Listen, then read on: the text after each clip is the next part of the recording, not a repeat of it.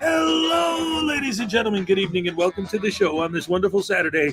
Yes, we're here this evening live. I'm your host, Hezekiah. And tonight, we're joined by my beautiful co-host, Frauditor News Network. That's right, ladies and gentlemen, and our very special guest tonight, the incomparable Willx054.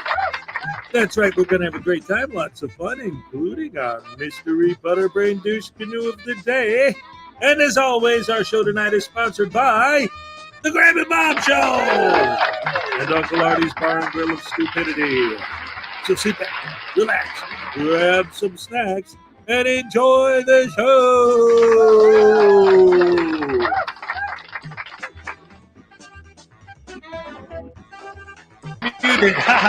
All right. Hello and welcome to the show, ladies and gentlemen, on this beautiful Saturday. So great to see so many wonderful people here already. We're ready to go. Oh, my goodness gracious me. Hello, welcome to the show. And ladies and gentlemen, please give a warm welcome and round of applause to not only my co-host, Frauditors News Network, but Willx054 is here. Yay! Hello, everyone. Hello. Howdy. What's going on?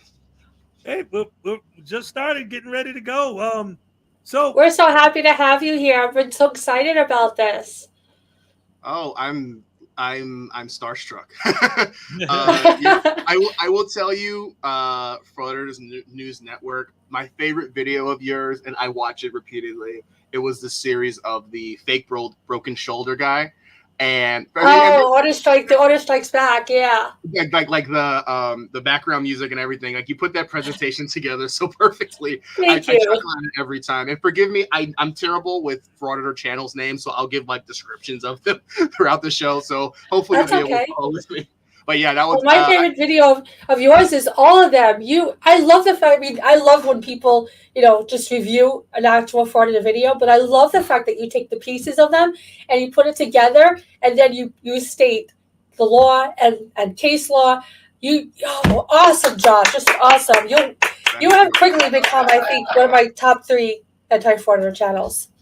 Oh, thank you. Well, isn't that technically what the purpose of all of this is? I mean, technically, Frauditors say their objective is to educate people on the law, but they don't use the law properly at all. So it's kind of like, what's happening here? You're right, exactly. Ladies and gentlemen, for those of you who don't know, Willx is newer to the anti-frauditing community and this and that. Like you said, some of the channel names he still has trouble with or whatever. But one, that's one of the reasons why I thought he'd make a great guest, because I thought we could have fascinating conversations. 2, Will, plug your channel. Let the people know where you're at, what you're about. We'll drop the link in the chat for you. Sure. So, my channel, look, if you see, like, before maybe a year ago when I first started, I started seeing, like, the Frauditors content maybe like a year and a half ago. And it irritated my soul from the very beginning. And, I always said, I think it's a very interesting concept to really do a deep dive into what they do, per se. I never really had the time or energy to do it, but one time I put a video together. It was the first video I put together, which I got a lot of positive and negative feedback. Primarily, people were making fun of, I felt like, of the way I talk or my voice, which is like, well, been there, done that. But you know what I mean? Well, okay, think about that aspect for a second. They want to talk about anti-frauditors in the way that they talk, but of the Frauditors, are any of them really quote unquote articulate or think about it. I just think of all the channels. Like, do any of them really? Are any of them really, like, do they sound like educated individuals? Do they sound like they really know what they're talking about? Is that a trick question? Say again? I'll tell you what, being rather new, you got to get ready, because the trolls, when they come out, they come out hard. So you got to be ready for that. You're going to get it. Believe me. Truth is, look, I'm an open book. Of course, I don't take anything personal, because I know it's like, it's 2 battles being fought, but I just think that right there is hypocrisy in itself. Okay, like, of the Frauditors, okay, maybe like Long Island Audits, but that's just his arrogance coming out. Like, he's well-spoken, but the rest of them, it's, I don't know. So for me, it's like, okay, like, that was really like the big the big thing that people were kind of attacking me on, and no one really talked about the points that I brought out. So then I was like, oh, maybe no one's really catching eye. But then I said, you know what? Let me take another stab at it. And then, as that's where you guys found me somehow, my little channel. And the truth is, I just have a lot of fun just putting that type of stuff together. It's kind of like in my spare time, something that I do, and it's fun. Awesome. That's awesome. Yeah, and like I said, I love your channel. I love your commentary. I just, like I said, I don't know about top 3 because Hez is number 1. Of course, no, possibly top 3 or top 5. Hez has always been number 1 for me, even before I ever talked to him. No, but you're definitely in my top list. I mean, I love your channel so much. Well, I appreciate that. I really do, especially for someone that's only been around a couple of weeks. I really appreciate that. Oh, that's awesome. Blackheart Knight for $2 says, welcome, Willx054. News Now Voodoo, take a tasing. Blackheart Knight, that's another channel I enjoy. Thank you. Yeah, he's awesome. Yes, Blackheart Knight is great. And he wants News Now Voodoo to get tased in your honor. All right, let's tase this auditor. Oh, man, Willx, what are you doing going out there exposing facts? You can't do that. People might realize how wrong we are. No, wait, I mean, we're not wrong at all. We're awesome. Right, Ez? Ah, crap.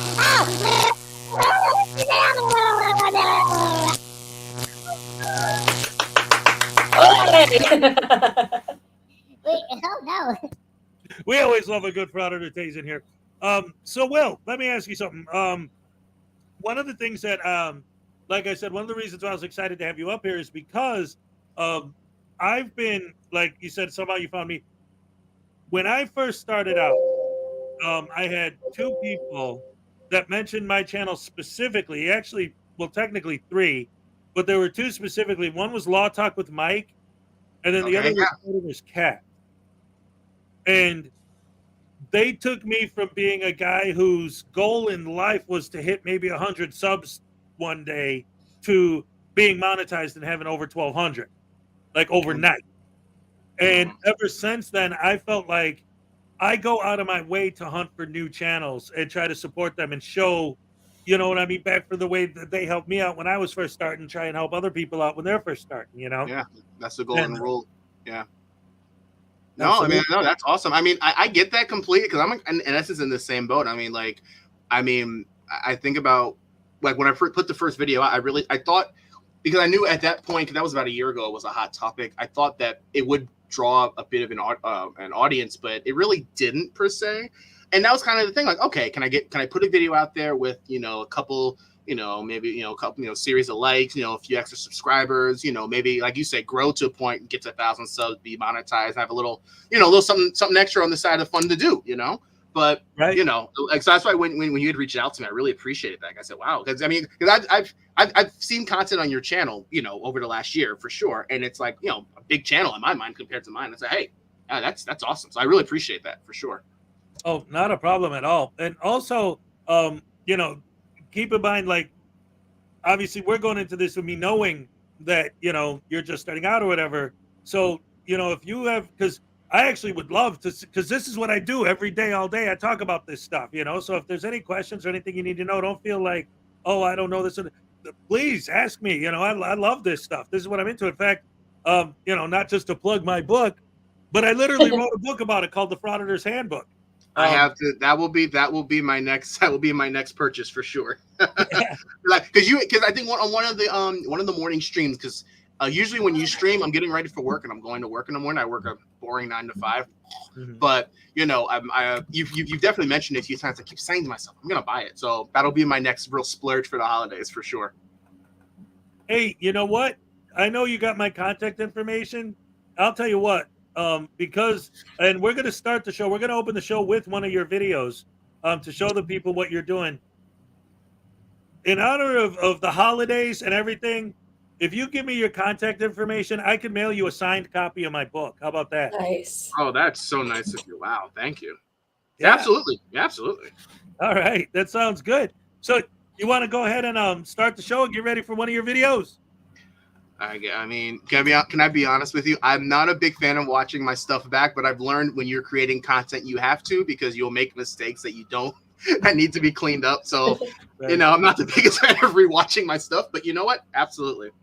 Well, here, let me ask you something. What do you use for your editing software? Nothing specific, to be completely honest. I use something on my computer. Just whatever came with it.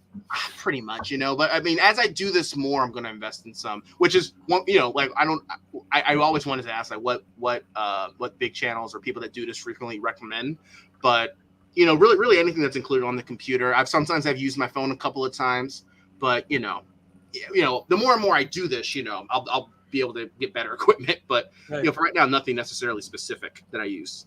Well, I'll tell you what, because like I said, I love this stuff and helping people out. So if you ever like want to kind of like get together, like literally in StreamYard, like we are now, but in a private where it's just you and me, and actually like go over like any questions or anything about not just like Frauditors or whatever, but like software or editing techniques or this or that, I'll be more than happy to help you out. Absolutely. That's awesome. I appreciate that. No, really, I do. Thank you. All right, cool. Excellent. Well, ladies and gentlemen, if you're not familiar with Willx, let's go ahead and check out one of his videos. This guy is awesome. I love his stuff. Because like Cupcake said, he breaks down the facts behind the stuff. Yep. Not just it's like a balancing act. Because like me, I've gotten to the point now where I go more towards the comedy aspect of making fun of these guys, but the reasons behind it are always the logical, intelligent reason. There you go. All right. I see. I'm learning. I'm already making progress. And I just want to step in and say I usually go for the comedy aspect too, which is why has always been #1 favorite anti-Frauditor channel. Unclean Hands, always a favorite. But when you have channels like you and Dummy Kruger that take a different route and actually provide the proof and the facts, that is just as good, if not better, than the comedy. Right.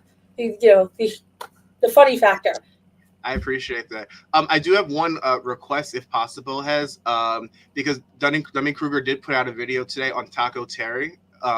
And I didn't know if that was in your plan. I was gonna watch it today, but I said, let me see if like watching on the stream live, is that on cue to watch? Because I'm very curious. I absolutely have that video on deck. Yes, perfect.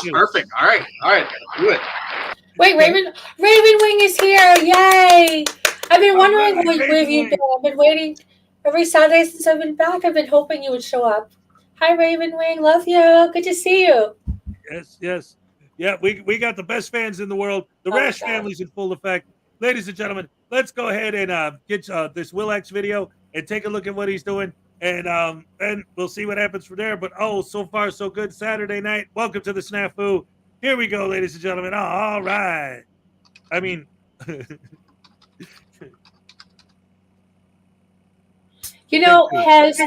want to say that what do they call that clipboard thing? You mentioned, I'm mad at you. Because I got one? Because you mentioned you needed one last week. So I was like about to order one on Amazon, and I was going to surprise you when you came here. But then I saw on the morning show you had one, and I'm like, that's good. So now I have to find something else. It is pretty cool, but you beat me to it. Well, this is a cheap, wonky one, so if you get me another one, this one will probably break soon. Okay, then I'll have to do that. All right. It was going to be a surprise, so, well. Well, that's all right. You don't have to give me anything. I know you don't. It's okay.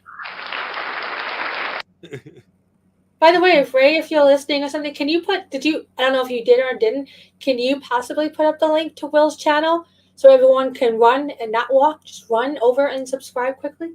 Yes, subscribe to Willx, absolutely. Yes. Wait, I'm going to try it. Oh, no. All right. I love Trains Obey. NS, I love Trains Obey, Pokey WCM. He's changed his name a few times. It gets harder to say it every time. Believe it or not, actually, it was easier for me when it was Norfolk Southern Pokey District. Thanks, Hez and Ray, and Frauditor. Say that again? What was it? Say that again? That's awesome. Yeah. Yeah, his name was Norfolk Southern Pokey District. Then he changed Northern Southern to NS, and then I Love Trains Obey Pokey WCM. All right. Oh, I love my fans. Best fans in the world.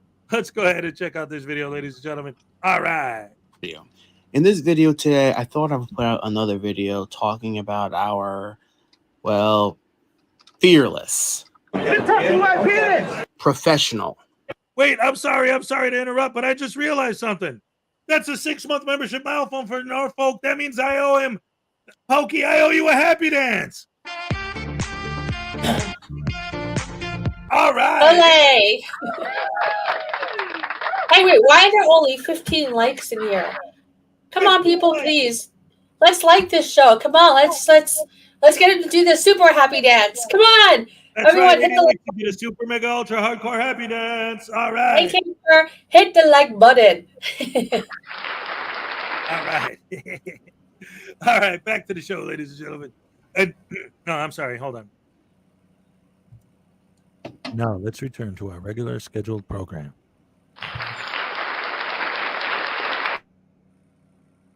Quit touching my penis! Courageous. Quit touching my penis! Revolutionary. Quit touching my penis! And a very proud freedom fighter. Quit touching my Look at him penis! taking my. I love these videos. Honestly, the work that these frauditors do is so comical and so entertaining to me. But, you know, I think it's time I came clean with you all. And that is, I'm at a bit of a loss. I'm having trouble finding cases, statutes, laws, all those things. I'm having trouble finding them to diffuse what the frauditors do. I mean, according to what I've been able to find so far, what the frauditors do is 100% lawful. I can't if that's big. I think it's lagging a bit.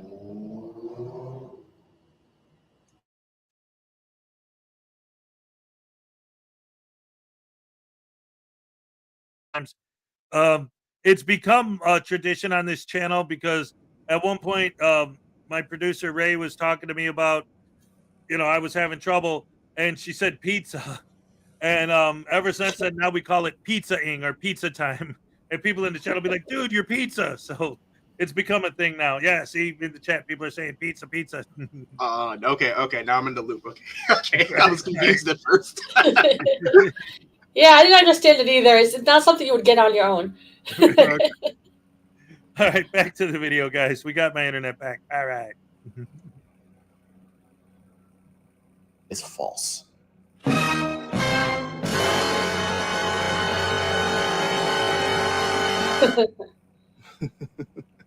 I honestly have to laugh at how these frauditors want to claim that the First Amendment is so absolute and there's nothing that trumps what I'm doing when there's literally an amendment right here that says that. But anyway, what does the 10th Amendment say? It says that the powers not delegated to the United States by the Constitution nor prohibited by it to the states are reserved to the states respectively or to the people. And again, it's funny how frauditors want to claim how absolute the Constitution is, but then choose to ignore the one specific amendment that specifies that if a law is not specifically delegated in the Constitution, the rights or regulation of an establishment belongs to the people. Now, the 10th Amendment has been later specified by the courts as clarification that the federal government at times can be largely limited or overly specific. So, recognizing this, the 10th Amendment allows the states to expound on the rights given to them by the supreme law of the land in order to ensure that people have the full rights granted to them by the law, including regulating business activities.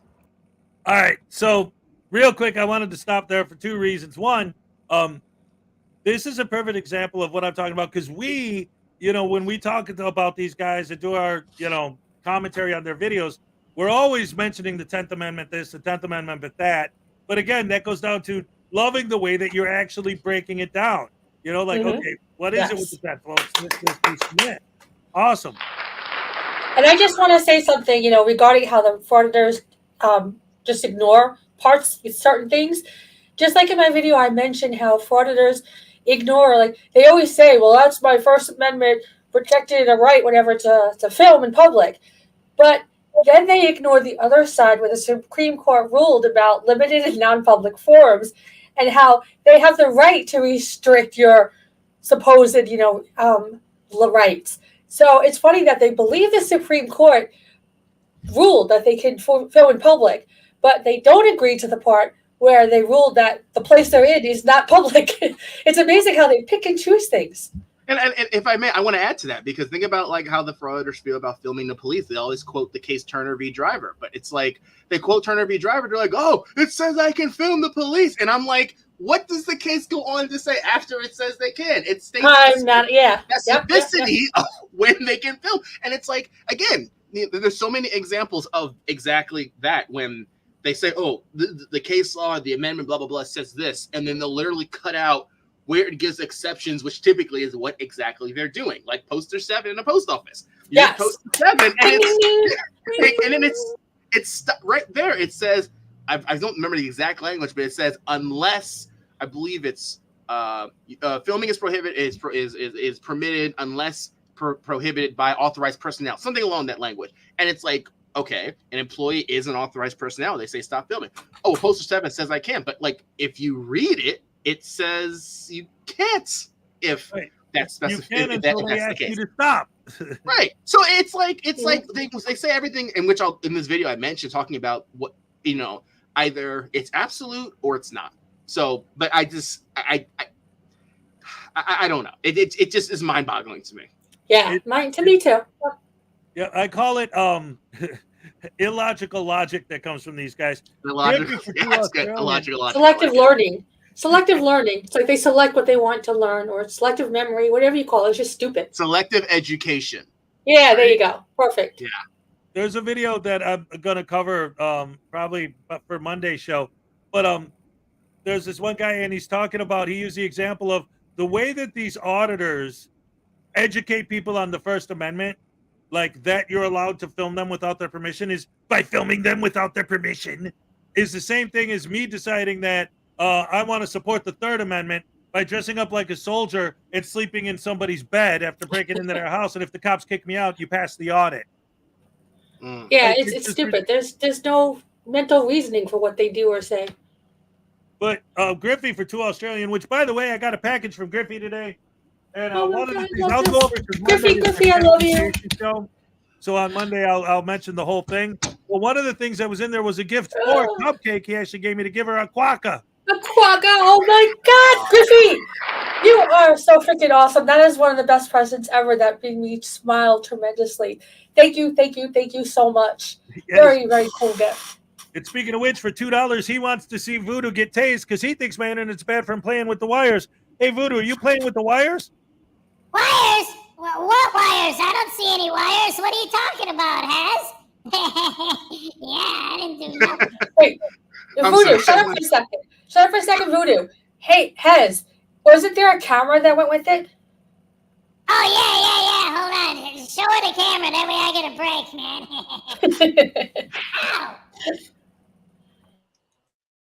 Ow. He actually sent several, but the cool thing about these Australian toy cameras, check this out. Say cheese. Say cheese. Cheese. Oh my gosh, that's so cute. Yeah, I loved Australians before, but now, even more. That is so awesome. I love the accent. The worst part about this package, though, is that I promised that if somebody sent me Vegemite, I'd try it on the air because I've never had it before. Oh, no, it's an acquired taste. Oh my gosh. I heard it's an acquired taste, and it takes a lot of acquiring of it to get the taste. Well, we'll find out on Monday. Paul Cohen for $2 wants another taste, but he wants a happy taste. Now I got the wires are literally like tied up in them. I thought it'd be funny. Wait, if you're going to do it on Monday, then you have to do it between, I forgot what time it is. It'll be 7, before 7:10. Before the cupcake dance. Yeah, so that I can see it. All right. Hold on. Technical difficulties while I untangle his cable here. All right. I'm assuming technical difficulties is a regular part of the show. Absolutely. It's not regular, but no, say it ain't so.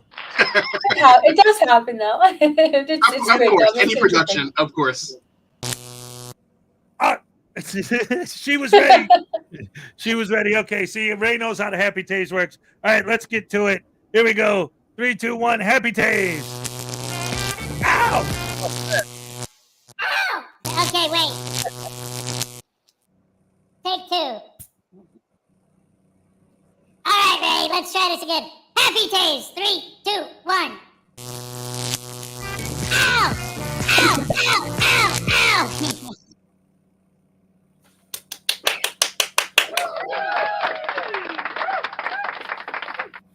Oh my goodness, SNAFU the Great for $5 News Now Voodoo. Would you audit a shootout on the level of Allen versus North Hollywood? Or would you audit a zombie apocalypse? Also, smack and zap voodoo. Oh my goodness gracious me. All right. Oh wait, Highway Star Voodoo, do you smell something? I crapped on your Donny Osmond record again. Taze Deep Purple rules. What is happening here? Fill him in on that. It's another thing you won't get on your own. Okay. Highway Star, his name is the name of a Deep Purple song. His avatar there is a Deep Purple album cover. So the first time he gave money requesting that we tase the Voodoo Doll, I had the Voodoo Doll talk crap about Deep Purple and how Donny Osmond's better than Deep Purple. And so now it's this big thing. It's great. Here we go. Oh no, I got 2 tasings on deck now? What are you guys trying to do to me, man? This is like, and of course, Highway Star, yeah, you pooped on my Donny Osmond records. Well, that's because I pooped on your Led Zeppelin records. Hey, oh no. you don't mess with Led Zeppelin. Wait. Dude, not cool. Alright, bye. That's a classic. I mean, you don't mess with greatness. Come on. He'll be back in a minute. But first of all, Raven Wing with an 8-month membership milestone. My daughter says, I love you guys. Thank you. And we're going to throw a happy dance for you and your daughter. Here we go. And tell your daughter that I said, we love you. We love her back. All right. Huh? I was talking to Raven Wing. I said, tell her daughter that we love her back. Yes. Awesome, awesome, awesome. We still got 2 tasings on deck. 2 amazing tasings, and we haven't even got through the first video yet. It isn't even Taser Thursday, but we have fun on Saturday. That's what it's all about. Oh, yeah. And I'm so glad to be able to be a part of this. Is this like my 3rd week back? It's so awesome to be back. And so awesome to not hear a man coming out of my mouth when I talk. My mouth. That's awesome sauce. All right. Here we go. Ah, what the heck? Alright, oh no! Blackheart Knight now too? Oh, that's News Now Dumbass. Yeah, Blackheart Knight, sometimes he gets possessed by the soul of News Now Dumbass. And he's evil. And he wants me to tase Hez! Yay! So you're not gonna tase, are you, Hez? I don't think he. I don't. No.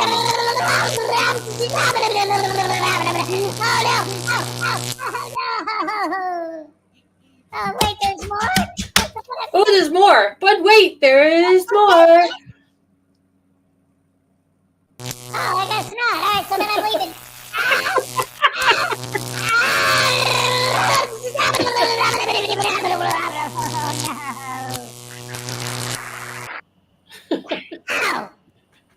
All right. Unpopular opinion: frauditors don't get tased enough. Right? Yes. Yeah. I mean, No crap. Oh crap. No, hey, I don't like that. Hey, you haven't done anything to deserve it. The frauditors have. Stop it, Hez. It was that was the one from News Now Dumbass. That's why we invited the tasings of the Voodoo Doll, because frauditors don't get tased enough. Go ahead, Cupcake. But you're not a frauditor. Right, but News Now Dumbass is evil. He's the leader of the Baby Voodoo Army. See? The Baby Voodoo Army. But wait, Baby Voodoo is nice. He's sweet. Some of them are. This one is. He's a sweetheart. That's the baby. I love his voice. I just want to hug him so hard when I hear his voice. Oh, thank you. You're so sweet. Oh my God. It's so nice to talk to you again. I haven't seen you since last Saturday. Yeah, it's been a long time, baby. Well, maybe when Hezekiah goes up north to visit his family, maybe he'll bring me with and I can meet you in person and that'd be fun. We've met in person before. But we'll see you again. We'll make it the first meeting. That's right. Yeah. That was the week we had Tommy Kruger on as a guest. Yeah. Yeah. That was a great week. That was so great. Yeah, that was awesome sauce. Anyway, Will's sitting here. He came up to be a guest on the show, and he's sitting here watching me tase the Voodoo Doll all day. All right, let's get back. Let's finish this video. If any more tasing requests come in or happy dance requests while the video's on, We'll save it for after the video. Great stuff, great stuff. Let's get back to it.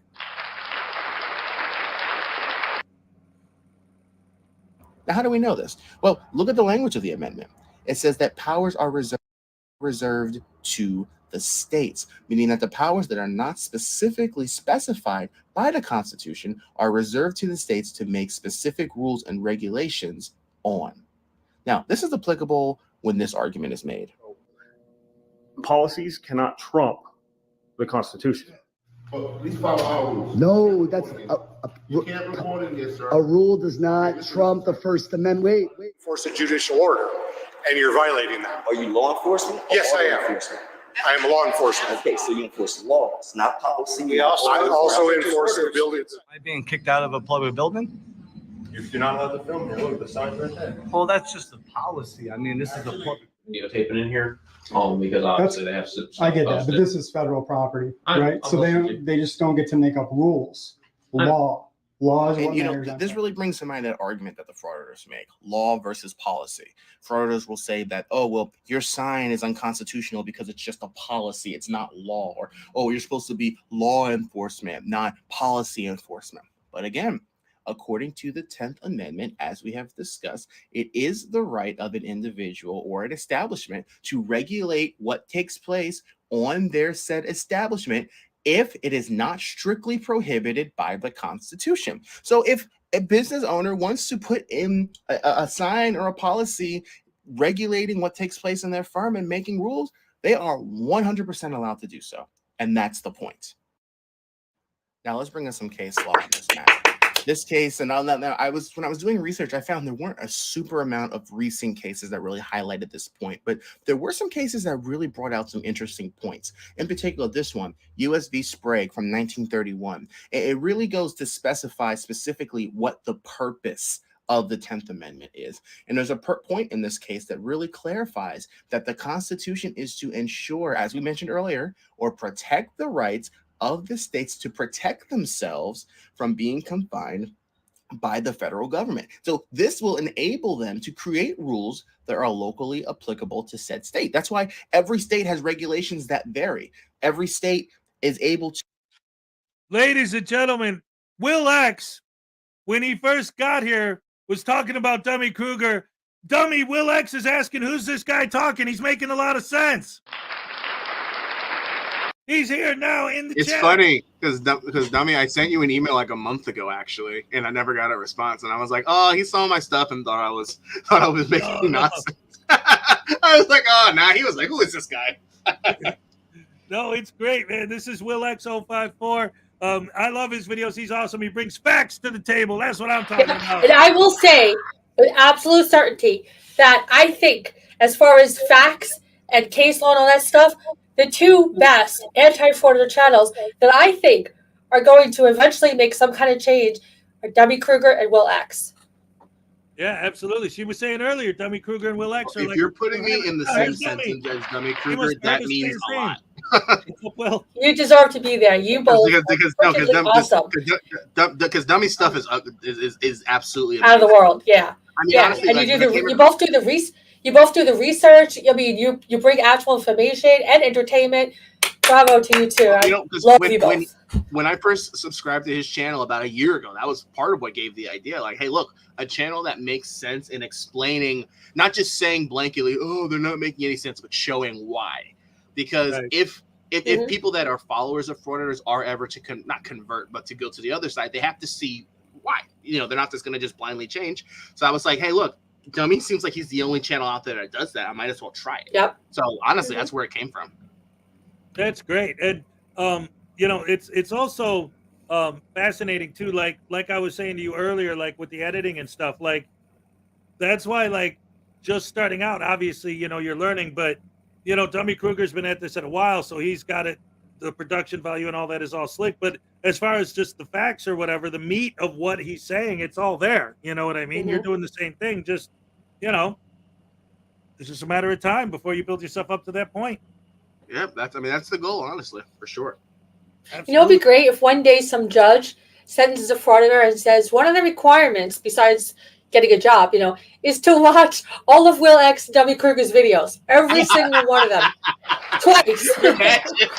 Imagine. I would love I'd be on the floor going, yeah, all right. You know, that's almost like there was a recent case where a woman assaulted a Chipotle employee, and the judge's order was that she worked for Chipotle or in some type of fast food for 2 months. So it's like the same thing. Like, that's like, this will teach you. Yes. Nice. A free education. That's awesome. So anyway, let's go back to the video, ladies and gentlemen. To amend certain policies or statutes or whatever the case might be. Again, this is the right governed by the 10th Amendment to local states, to local constitutions, as specified in the 10th Amendment. Now, another case that stands out, Prince v. United States, where the outcome of the case was that the Supreme Court ruled that the government had, in fact, unconstitutionally required states and local officials to conduct background checks on firearm purchasers, as this was a right that was regulated to states and local officials, not by the government. So therefore, this actually violated the 10th Amendment. Now, Justice Scalia emphasized this decision where he held that the federal government could not require state and local law enforcement agencies to perform said background checks on prospective gun owners. So again, it goes to show that the Supreme Court has ruled that states have the right to govern or make rules and regulations that are not 100% specified in the Constitution, which is, again, against what the Frauditors' argument is, that the First Amendment is absolute, because it's not. The Constitution, yes, is to protect the rights of individuals, but that doesn't mean that one person's rights trump everyone else's rights, or an individual can pick and choose what rights they want to enforce. The Constitution is the Constitution, and the 10th Amendment is part of said Constitution. So my question all this to the Frauditors is the Constitution absolute or not? You say that you're fighting for our rights under the First Amendment to stick cell phones in people's faces, but if that amendment is absolute, why is the 10th Amendment not absolute, saying that the powers are reserved to the states, or vice versa to the Frauditors? If the 10th Amendment means nothing, why should we listen to them when they say that the First Amendment under free press means everything? If I could just pick the brain of a Frauditor, which I know there's not a whole lot up there in their heads, but if I could, that's my big question. They can't have it both ways, so which is it? Thanks for watching the video, everyone. I'm definitely going to come back to this topic because I feel like there's definitely a lot more research to be done. But again, thank you all for your recent support. Please continue to like and support the channel, and I'll see you all next time. You know what would be mind-blowing? Because you know what would be mind-blowing? If Willx and Dummy Kruger did a video together. Imagine that. They teamed up. Collab, all right. Yeah. I am not worthy. I am not worthy. Oh my God, you so are. I'm not worthy. I'm not. That's awesome. Well, you know what? I'll tell you what. It's funny. Like I know exactly what, you know, like how you're feeling when you say that. Like, you know, when I first started, but like when you look at this show and the guests I've had on here, when I first started doing this, you could ask Cupcake. When we first started, I was having her email people because I was scared. I'm afraid I don't want to. But like, who have we had on? We've had Tones, who, by the way, Tones is coming back on January 3rd. That was just confirmed. Yay! Yeah, Love we've had Tones. Tones is awesome. His channel's amazing. What's that? As a Tones channel, he's amazing. Yeah, he is. Oh my God, I love him. Absolutely. Oh look, Dummy Kruger's up for it. See that, Willx? Dummy Kruger is up for a collab with Willx. Imagine that. Oh my God. I mean, if you want to go for it, Dummy, you know, I can send you an email again, Dummy, if you'd like. And you know, look, I mean, let's do it. What the heck? That is a video that I'm like shaking. I can't wait to see. Yeah. Seriously, with commentary from both and oh man, yeah. I'm already seeing in my head how awesome that video is going to be. I can't wait. Yes. Oh my God, with the humor and the logic and the facts and everything. That would be like just pure wonderfulness. Absolutely awesomeness. I love that idea. That's great. Ladies and gentlemen, round of applause for Cupcake for coming up with the idea. Yay. Round of applause for Willx for being awesome. Yeah. Thank you. Round of applause for Dummy Kruger for being awesome. Oh yeah, absolutely. Round of applause. In fact, I'm standing for Dummy. Standing ovation for Dummy. This stuff is awesome. And round of applause for the main host, the most wonderful, most I forgot I'm like my mind keeps going, but the most amazing man ever, Hezekiah. Hey, What's wrong with you people? Unclean Hands is here. Hi, Unclean Hands. Yes. Hey, Unclean. Keep Unclean fighting, bud. Hands, Keep fighting, bud. The channel that has been on this very show. Go ahead, Will. I was just saying to Unclean Hands, keep fighting. We're all here for you. Mm-hmm. We're all here for you. Yes, absolutely. All of our thoughts and prayers and hopes and everything are with Unclean Hands all the way. In fact, Unclean, that as far as she's You're breaking up. You're roboting. Was it pizza? I'm learning. I know what that means. I'm so excited. I know what that means now. Yeah, I think I use it in the right context. Pizza time. All right. Yeah, so repeat what you were saying because we couldn't hear any of it. Oh my goodness gracious me. I'm waiting until I catch it back up. Oh my goodness. Come on, internet. Let's go. By the way, I think I'm back now. By the way, just FYI, because I always have internet issues out here where I'm at. I have a terrible signal in this part of Florida. But also, right now, we're in the middle of a storm system that's supposed to just get progressively worse and worse throughout the course of the night. Thunderstorms, like they're talking. What is it with Florida and storms? It's like once a month at least you have a storm there that knocks out your internet. That's just a hot spot where it's like the storms, the hurricane. Jeez. I mean, and that's part of why I'd be afraid to live in the South, because it seems like like I said, every other week it's something, you know? Yeah, that's awful. Yeah. The elves are here with their 2-month membership. We love Hez, but end the tasings. Save Voodoo now. There are a lot of people who are on Voodoo's side. Here's your happy dance here's a happy dance for the elves. All right. Ah, crap. All right. Oh, no, Big Book Little Bite. I forgot this one came in earlier. That's another tasing request. What were you saying, Will? I just wanted to just real quick. If Dummy Kruger, if you're still in the chat, I just sent you an email. So just I know he said he didn't see my email. I just sent you an email, Dummy. Let's connect for sure. Yeah, it might have went to it might have went to your spam folder and all that. Maybe double check. But it's hard to tell. That does happen apparently. But we get so many emails, you know, when as your channel grows a little, you know, you start getting more and more, and it's hard to keep track sometimes. But I owe a tasing for Big Bork. Oh, Big Bork Little Bite, man. Oh, the elves were just here talking about how they don't want me tased. Between the PDF elves and the Dark Danger elves, I got all the elves on my side, man. And now you come here with it. And for all of you who don't know, hey, Will, I know you're new here. If you don't know, that picture that he's got of an avatar of a big scary dog, I met him in real life. He ain't no big dog. He's a tiny little Bichon Frise. Man, don't nobody like no little dogs like that. That's all a lie. So dogs are awesome. What are you talking about?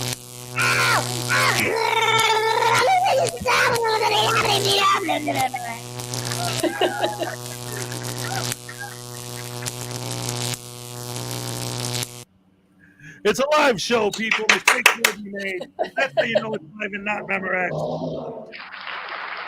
Speaking of the Saturday Night SNAFU, the show you're currently watching, right now we have Willx054 on here.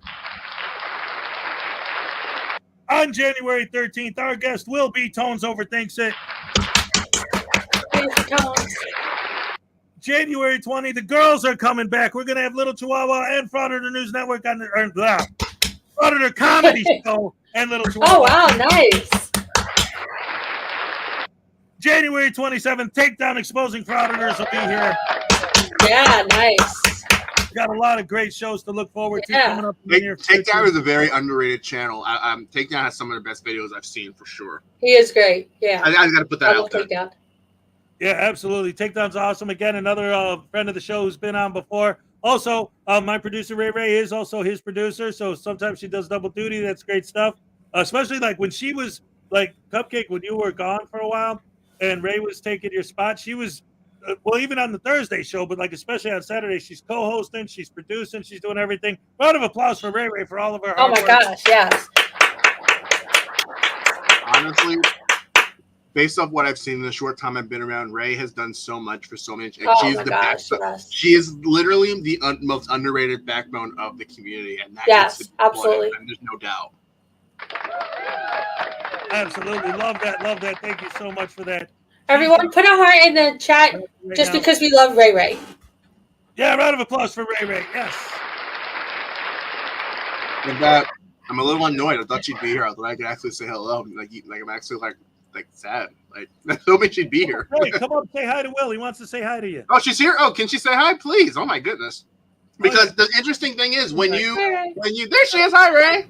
Hey. As when you reach out to me in the first video, Ray like sent like a very encouraging message, and I was like, wow, you know, this Hez guy, I don't know who he is, but Ray actually seems like the nice one. Like honestly. That's awesome. I am the nice one. But no, because Ray, You're so funny. I love Ray Ray, but who is she? Ha ha ha. For anyone that doesn't know, he's kidding. All right, yeah, no, yeah, we all got the joke. Mark, so funny. No. We love Mark. He's so funny. And one day I'm going to get a real mocha cake in his honor. If I ever find one. All right. So anyway, speaking of Ray, ladies and gentlemen, she's my co-host on the Hez and Ray Make Your Day show. Brought to you by Hez and Ray Production Studios. We're every Thursday at 2 p.m. Eastern, where we get together, you guys. And you know what? Since you're here, Ray, let me ask you something. Every week on Thursday, we declare the Butterbrain Douche Canoe of the Week. Do you decide who the Douche Canoe of the Week is? No. Do I decide? No. Who decides? They do. That's right, you guys. You got to come, you got to vote, so we can declare the Butterbrain Douche Canoe of the Week. All right. Yes. All right. So, unfortunately, guys, well, or maybe fortunately, depending on how you look at it, for those of you who know, the baby voodoos, they walked through a portal. They completely invaded. In fact, look at what they did. The bad ones all got in the Moore hat. They're all here. Look at that. Baby voodoo heads. They're all in the fez. And a Moore hat. So they took over. The evil ones took over the fez. The good ones are still in the box. Big Bork for $2 wants another tasing, but he wants Ray Ray to do it. And of course, you can see behind her, over her shoulder there, Ray Ray got invaded by the baby voodoos. All the way back there. I like the lights. That's really got cool. invaded too. But is that purple lights? Or does this look purple? Purple and green, because that's our color scheme here. Oh, very, very cool. Purple's my favorite color. Very cool. Yes. Mine too. All right. Oh, nice. See? Another thing in common. All right. It's my sister's favorite too. Like everything, her whole room is purple. Like her iPad case is purple, her phone case is purple. Like she loves purple. I used to wear purple socks just because I love the color. It makes me happy so much. Well, even in your avatar, you're wearing a purple shirt. Yeah. Yep. Love purple. Oh, did purple you guys and see teal my are my Christmas favorite avatar? colors. What was that? My Christmas avatar. I got my Parody Platypus hat on and the Santa hat. That's I like that. But anyway, speaking of the Voodoo Doll story, they also invaded the Bob universe, and it's time for a message from our sponsor, the Graham and Bob Show, with the continuing story of the baby voodoos attacking the Bob universe, and then after that, we'll do Big Bork's tasing. Ray, if you could take that down while I'm showing the Graham and Bob Show, and then pull it back up after. Thank you. Is everything safe now? Why? What else do you think? I've got everything under control. I put the door regulator module on the door and powered it by its generator, and it will destroy anything that comes through the door. So everything is good. You can go. It's fine. Ooh, sounds good.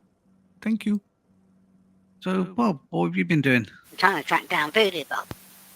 He's been everywhere. Okay. Look at this CCTV footage. He's been to Italy. He's been to Nakatomi Plaza, crawling around the air vents. Do you think you'll catch him? No idea. How's everything upstairs? Well, yeah, everything's okay upstairs. Professor Bob's got it all locked up. Hopefully this will be the end of it.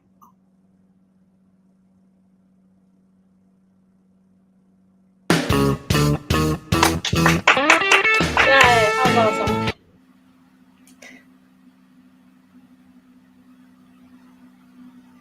Uh-oh. How's you muted?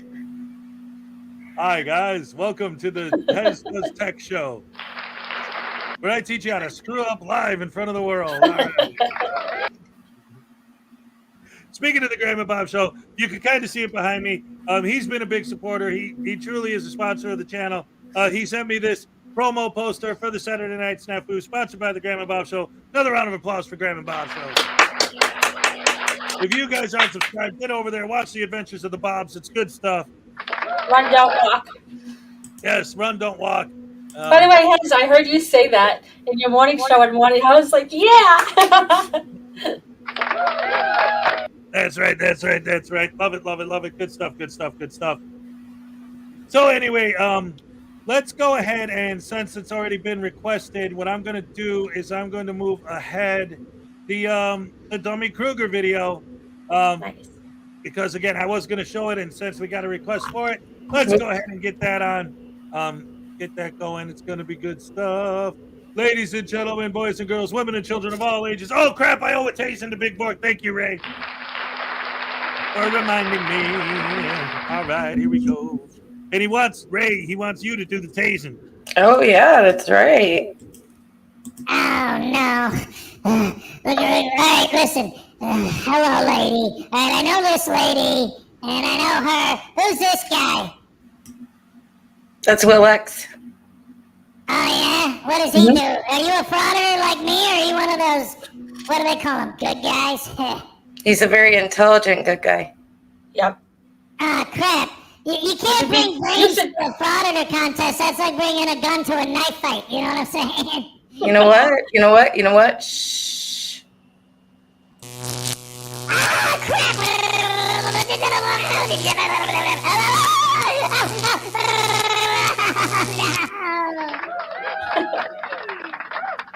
That never gets old. It doesn't. Did you see in the new Tones Over Thingsons video? He shows a clip of the voodoo dog getting tased. Well, that was when was that the video with the sovereign citizen being tased, and then they put that up. Yeah. I had a chuckle at that. That was great. We were so proud, and like we don't really talk about it much on the air, but Tones is Ray Ray's all-time favorite creator. Oh my God. So when she saw that clip and she was in it, she's like, "Oh my God, I'm in a Tones video." Aw, that's awesome. I fangirl so much around. I can't with him. That's the way I am with Hez. Like the first time I started a live chat with Hez, I was like, "You're there! Oh my gosh!" It's like it's like a celebrity is on my monitor. Oh my gosh! That's the thing I feel. I'm literally surrounded by celebrities right now. Like anything I feel. That's the way we feel. That's what I feel. I'm I'm just surrounded by regular celebrities. Joe Blow. 2 big channels here. Like, what is this? Oh, You're definitely not a regular Joe Blow. Definitely These not. two are the nicest people you will ever meet in your entire life. I swear. Like, you see them on the screen, how nice they are. Off in the back, they're just as nice, if not nicer. Unless you're a frauditor. Yeah, well, you could not meet two nicer people right here. Unless you're a frauditor. Right. Then forget it. Watch out. You never really meet is nicer than them. Do you game at all, Will? Do I what? Game? I'm strictly a Madden 2K guy. I don't have a ton of variety. And all my friends hate it because they play all these different games. I'm either playing Madden or 2K on my Xbox. That's literally it. Well, the reason why I brought it up is because I've been saying this the past couple of weeks, and I think Smitty's here, but I honestly think this is a good. Like the more I think about it, the more it actually makes sense. I look at it like. Thank you, little Chihuahua. I appreciate you. Yes, absolutely, little Chihuahua. Good to see you. What I've been saying is, the more I think about it, the more it makes sense. It's like frauditors look at everyone else in the world like NPCs in a video game. Like they're non-player characters. They're not real humans. They're just there for them to make their video. I think because of how, I agree with that because the way that they act on their audits, that can't be natural. That can't be how they interact with family, with friends. Because if they would have no friends. Like, what's the? They don't. That's why that's why they go out with each other because they're the only friends they have. What's the sit the sloth sounding guy? What's Brooklyn Audit.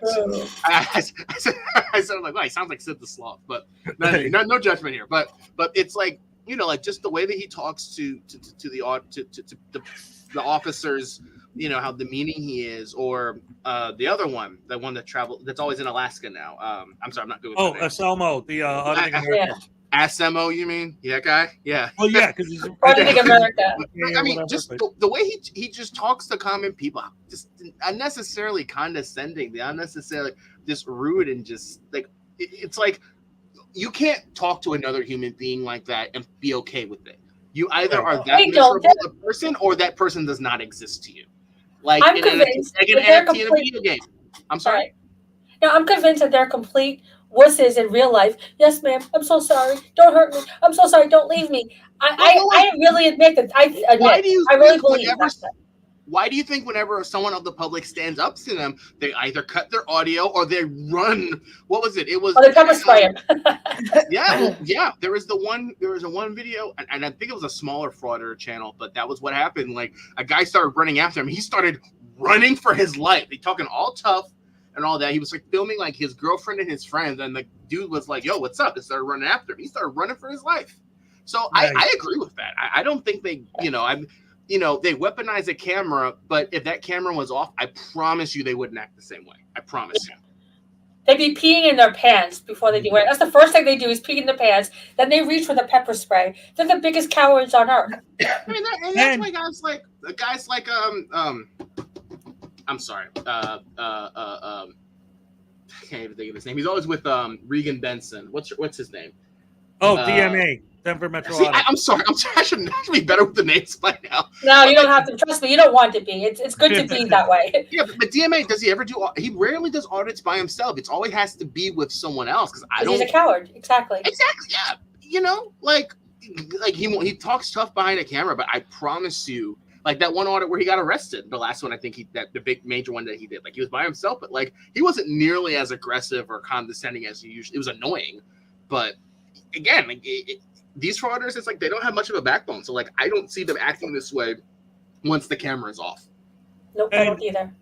Who more than anybody is the first to call the cops if someone touches their camera?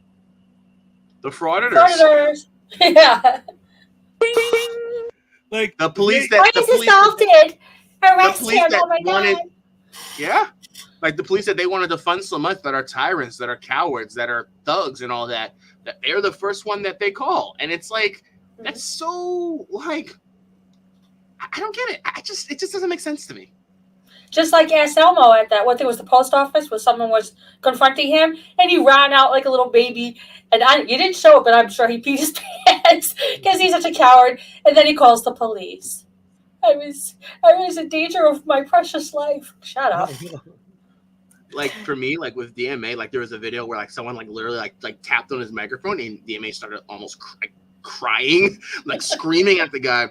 And like me, I'm like, if I'm the dude, I'm like, keep touching this camera. What's he gonna? I mean, like a police officer shows up. Is a police officer arresting the guy? Is he? No. So like, it doesn't make any sense to me. Yeah, I mean, talk about hypocrisy. I mean, it's beyond. With these guys. And Ravenwing for $5. I just wanted to say hi. You guys rock. Has Ray. We rock, Ravenwing. And Will. Thank you. Ray, you want to join me with a happy dance for Ravenwing? Yeah. So let me make sure I'm not going to knock anything over here. All right. Yeah, in case you guys didn't notice, she's in a new position in the room. All right, ready? Mm-hmm. All right. Yes.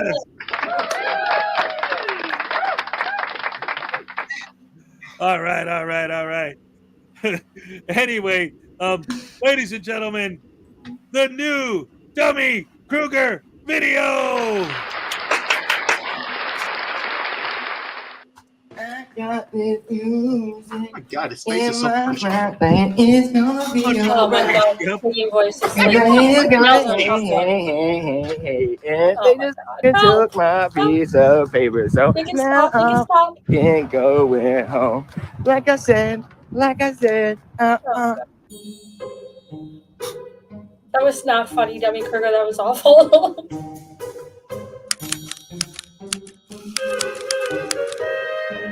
Goodness.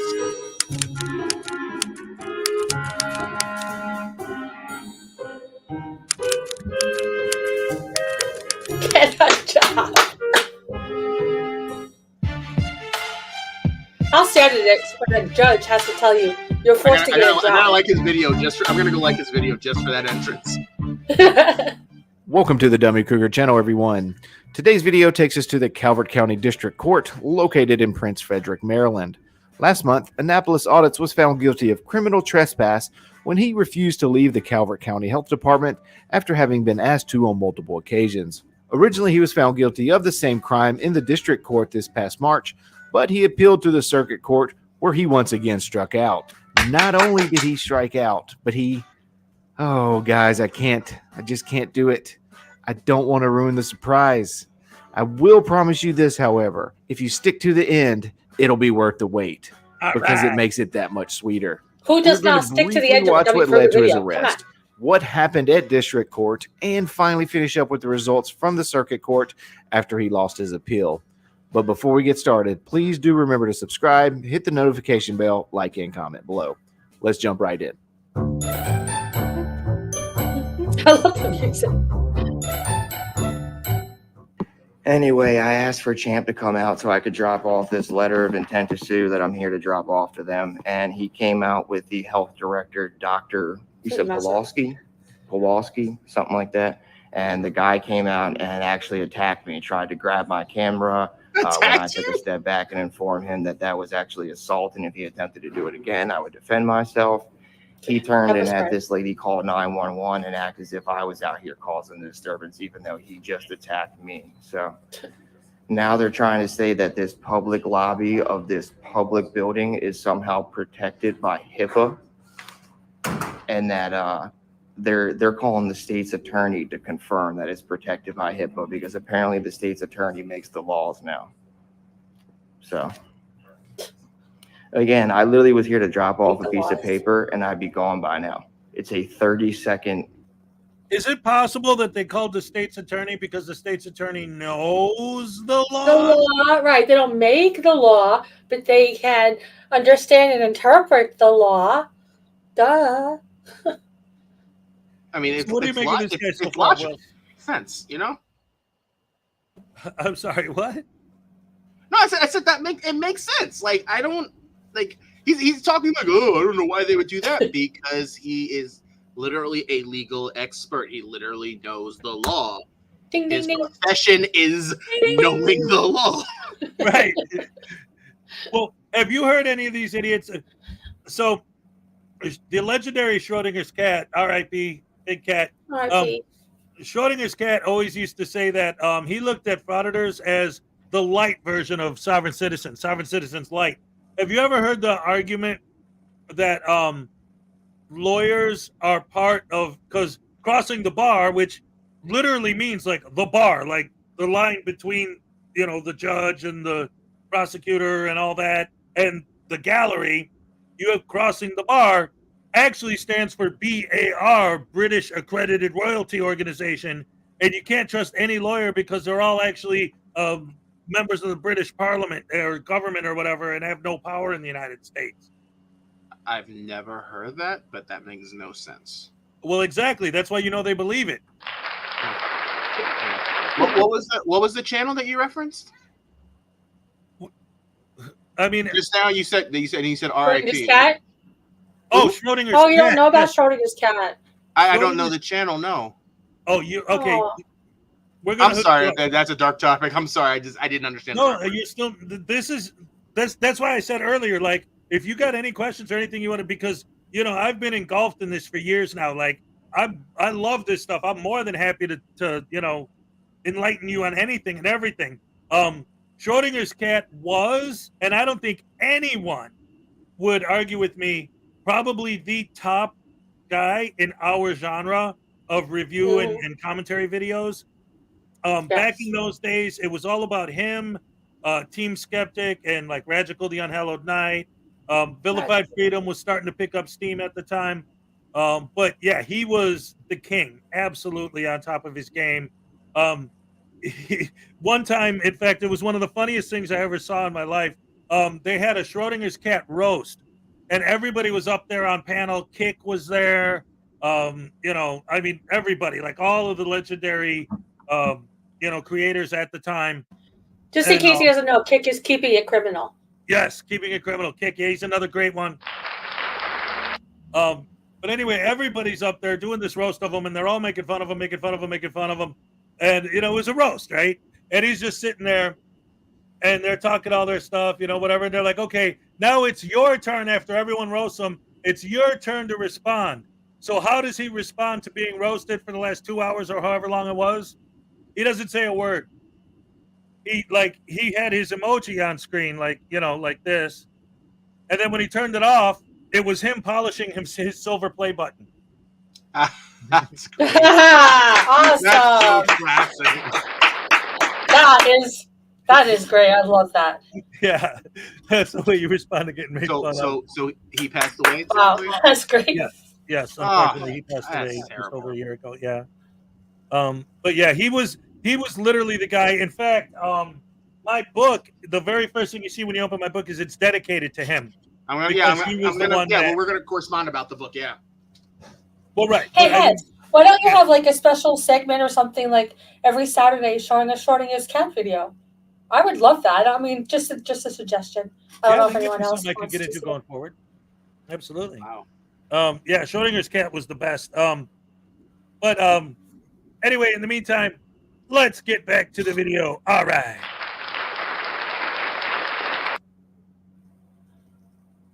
Or not. Just wait a minute. Interaction. I'm not quite sure why when the guy came out here to get the piece of paper, he decided to attack me. I know it's just the first clip, but there's much to unpack here already. First, we'll witness this so-called, quote, attack shortly, but here's a spoiler. There wasn't one. Secondly, he claimed to be there to deliver an intent to sue letter, but true to Frauditor fashion, he never followed through with a lawsuit. And lastly, I'm uncertain if, quote, HIPAA protected is the accurate phrase in this context. While there's a restriction on recording in the building, I assume it's in place to safeguard people's medical information.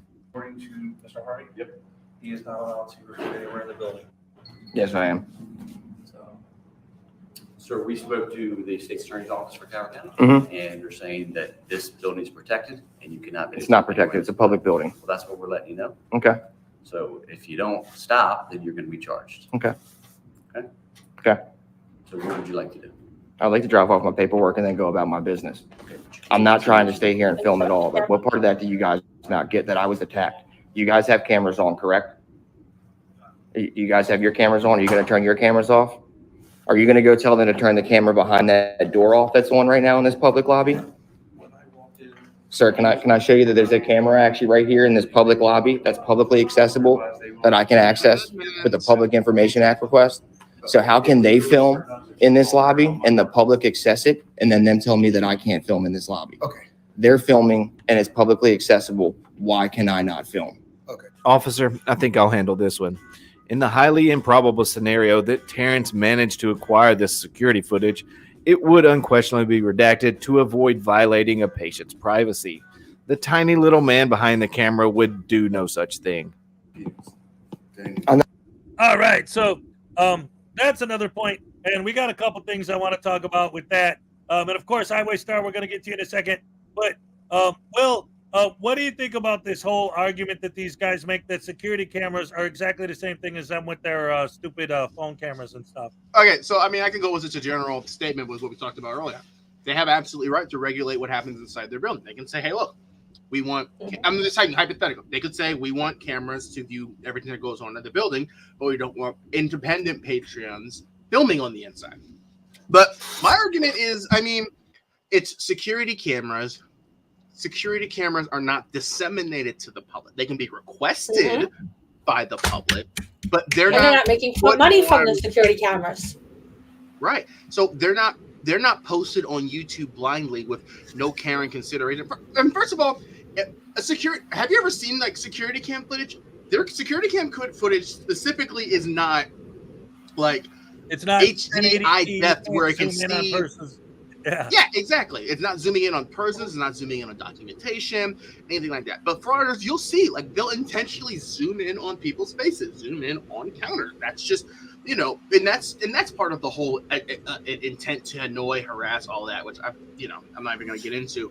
But it's just so narrow-minded because let's say hypothetically, if a frauditor gets attacked, like legitimately attacked, like in that video, his camera was like, I think he was like pushed to the door or something. But what if he gets robbed by a criminal? Would he not say, "Oh, I need the security cameras in the building"? What if they say, "Oh, well, you told us to turn them off"? So what would happen? What would happen? Right, So exactly. it's such a silly argument that you have cameras filming in here, it's not protecting HIPAA. Well, security cameras are not zooming in on papers and documents and written personal information where their cameras are. And again, my big thing is it's not being disseminated to the public. A person could request it, but it's a request. If a random individual says, "Oh, I want body cam footage from this doctor's office," yada yada, that can be denied because the question is, what is your intent with taking the body cam footage? What is the purpose of it, and what do you want to do with it? So, and like Dummy said, they'll redact it. The frauditor won't. Right. Yeah. Exactly. So Exactly. But whenever do frauditors redact information like that? They only redact their own, but not anyone else's. Yep. So that's that's total nonsense.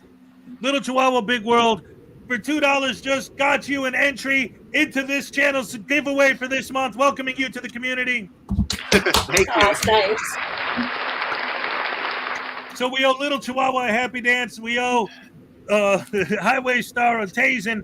So let's get the happy dance. Ray, you want to join me for this one again? I think she probably wants a tase. Oh, a double tase. She always tases, yeah.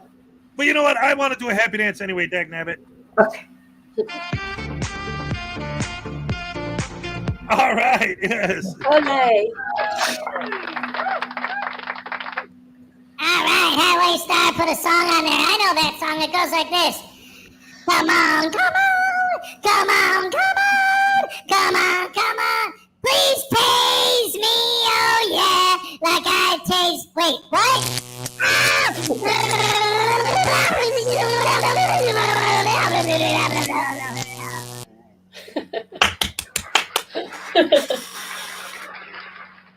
You got another one coming, boy. Oh, no, not that, man. Oh, wait, what the hell happened there? Wrong button. Hey, listen, man. Yeah, I don't want to be tased again, but hey, daddy. What do you want, you little turd? Move over. What? Just shut up. Hey. Hello, Nice. sweetie. That's Hello, right. sweetie. Hello, Mr. Will. Nice to meet you, sir. Alrighty then. Hey, would you guys like to watch me tase my daddy?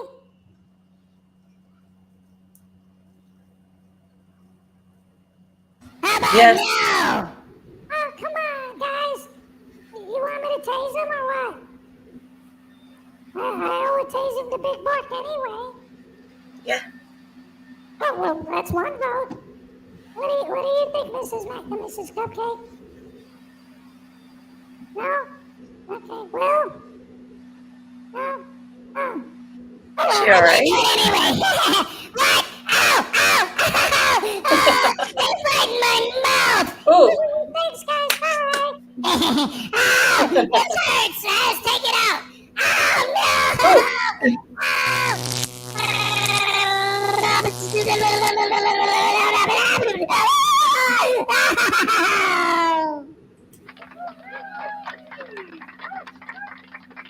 Don't put him away yet. If the cameras are just the same, request it and tase the voodoo doll. All right. Everybody likes tasing me so much. What's wrong with you people? Just because I'm a frauditor and I got my camera filming the cops, you think that I can out?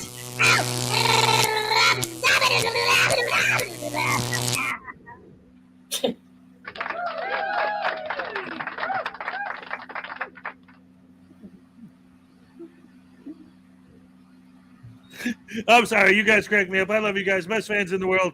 Ding dong, dang, dang, nabbit. All right. So anyway, yes. Can I just? There's one comment that I want to comment. Someone left a comment that I wanted to respond to, if you don't mind. Yes, sir. Yeah, it's one other point to that, Coach Kruger. Those cameras don't capture audio either. I think that's key because, I mean, yeah, because when you're in a doctor's office, people are conversing, people are answering phone calls, people are reciting information that's given. But it's like if someone's holding in their camera, it's a cell phone's camera is designed to pick up audio. Like that's one of the videos I put out. I talked about whether or not it's actually the concept of frauding itself is legal with audio because there are 13 states, two-party consent states. So it's like that's something right there. That's something right there that like it could completely end frauding if it's becomes a nationwide thing, or more states might adopt that concept. But it's it's just such a silly argument. I'll just leave it at that. Yeah, I was gonna say, like in Illinois, where I used to live, it's a two-party consent state for audio recording, and that's why Long Island Audit was arrested in Berwyn. It wasn't for the actual, like he was breaking a policy of filming in the city hall there. He recorded somebody's conversation, and they pressed the charges against him. So that's what it was. I live in Pennsylvania, which also is a two-party consent state, and it's like in my mind, it's like, hey, if I see a frauditor that is in my state, hey, I'm sending that to the police because ultimately, and they're pointing their cameras at people, listening to what they're saying to other people, like. The essence of that, recording another person's conversation, literally is a crime. So it's like, absolutely, that's that. If more states picked up on that more, I think. Well, I don't want to say that. I think California is California a two-party consent state. It might be. No, because I feel like most. It might not. It might be. It might not be. But I feel like there are some states with a lot of frauditors that could be a two-party consent state, and that could completely shut down fraud. Yeah, but the police don't seem to recognize when it is, because in Illinois, they've got that tyrant terminator. He goes around and he never gets in trouble for that. And I'm like, guys, it's a two-party consent state. Why are you not getting him for that? The police never seem to recognize it or even remember that they have that. Sorry, right. The police never seem to recognize limited non-public forums either.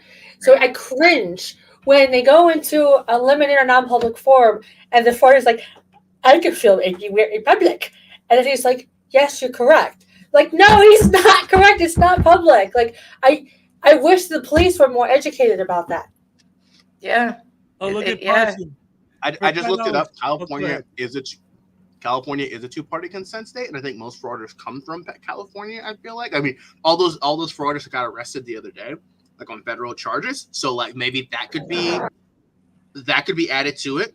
But whoa, Highway Star. What's happening? What's gracious. I got a $50 donation from Highway Star. Wow, Highway Star, very, very generous. Awesome, thank you. Holy cow, that's amazing. Thank you so much. Has more Go Juice for your trip next month. Compliments of Little Chihuahua Highway Star and the Tiny Household. All right. I think that deserves a happy dance. Yeah, I agree. If anything deserves it. Yes, thank you guys so much. Oh my goodness, you're so generous. That's amazing. Thank you. And what was the one before it that I missed? Was that a Tazen? Yes.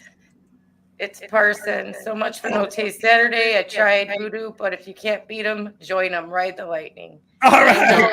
I know Highway Star wants a taste. He always tases. So. Yes, Highway Star. Definitely, I'm going to go full screen for this one. You're so generous. Thank you so much, Highway Star. That's amazing. I love it. I love it. I love it. Let's get this. We'll do Parsons and we'll do Highway Stars. Oh, I love you guys. Best fans in the world. Absolutely. All day, every day. I love you guys. The Rash family's in full effect. Oh, no. Highway Star and Parson? But what is this? So much for no... Parson, I thought you were a no-taste person, man. Oh, man, you betrayed me. That's all right. I never told you, but I've been pooping in your soup when you weren't looking, man. That's just how I roll, brother, you dig?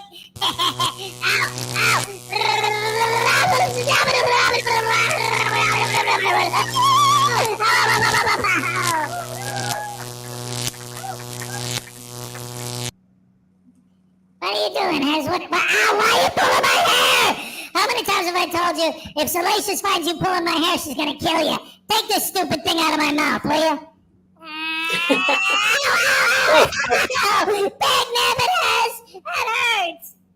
Ow. All right, Highway Star for 50 bones. Man, wow. Hey, that's more money than you pay me in 10 years, man. Wait, I'm not even 10 years old. I'm like, what, not even one yet? Anyway, you guys are a bunch of butterbrain douche canoes. Wait, you just said you're a big butt? Oh, yeah, I agree. No, wait, how dare you? Oh, you're lucky. Oh, sorry, I thought that's what I heard. I could be mistaken. Sorry. Oh, man. Hey, you. Yeah, you lady. The one who babysat me that time.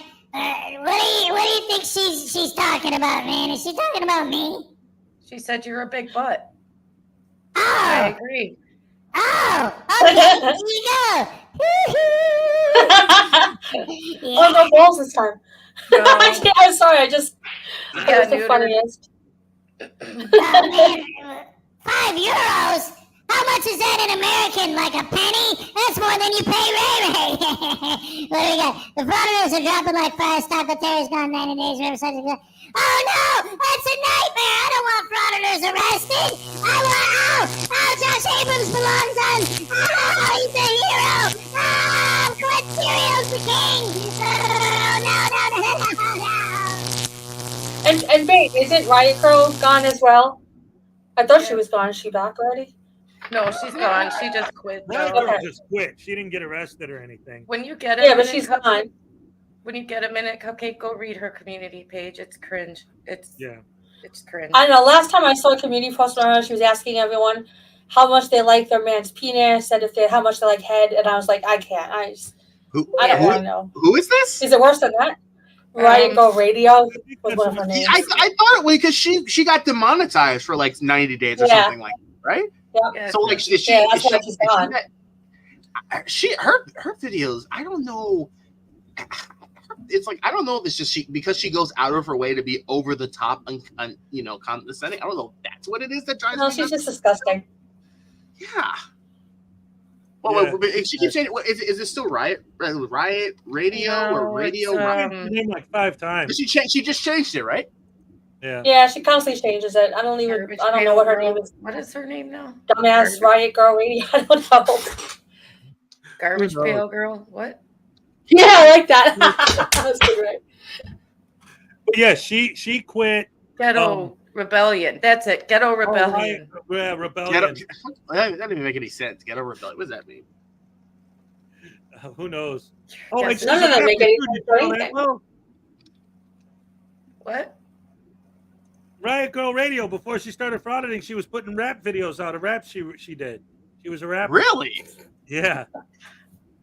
You are good. Do kids show girl with the camera auditing ghetto? I think this must be Riot Girl Radio, sir. I'm just curious. I'm just curious what her community post says. Here we go. There's a lot of polls up there about things we don't want to talk about if we want to remain monetized. If I don't want to be monetized. How does she have 16K subscribers? Her video, because I think when she was a frauditor. No, I know, I understand that, but it's like her content isn't even that good. I mean, like, oh well, she was a chick. She got arrested a couple of times, and she's dramatic, and she creates complications. And they told me my theory that's was instant that subscribers. she went out of her way to film herself with her cleavage showing. Yeah, that if you're too. a female, and if you're a female on YouTube and you have a cleavage, you don't have to do much to get subscribers. I mean, nope. Plus, look at their audience. I mean, they're just like boobs. Oh, subscribe. Yeah, I mean, you can make peanut butter sandwiches all day and show cleavage, and you'll get subscribers. Like she's like, oh my goodness! Like, there's nothing. I mean, I don't mean to be rude. It's just we the know way exactly it is. what you're saying. Yeah. You gotta consider the stars. Consider the people that are subscribing. There you go. Yeah. 16,000 is not a lot of people on YouTube. It's just not. But so she quit, and then when the Audit Strikes Back quit, that was cool because he posted a video where he admitted that frauditing is a scam, and he knew it was the whole time, and he just can't do it anymore. Like his conscience got to him; he just couldn't do it anymore. Yeah, and he said that he's actually going. He hasn't made any videos about it, but he said he's actually just like Big West. He's going to make anti-frauditor videos. Yeah. So I'm hoping he does. I've been watching, but yeah, another one sees the light, goes towards the light, and sees the reality. Yep. So it is possible to turn some of these guys around. That's for sure. She was recently. I'm sorry. I'm sorry. You probably want to move on. You're the guest, dude. You go do your thing, man. I'm looking. She was just in court 2 days ago, facing 5 criminal charges. It's actually funny because I got my driver's permit almost 10 years ago at the PennDOT that she was arrested at in Penn Salem, PA.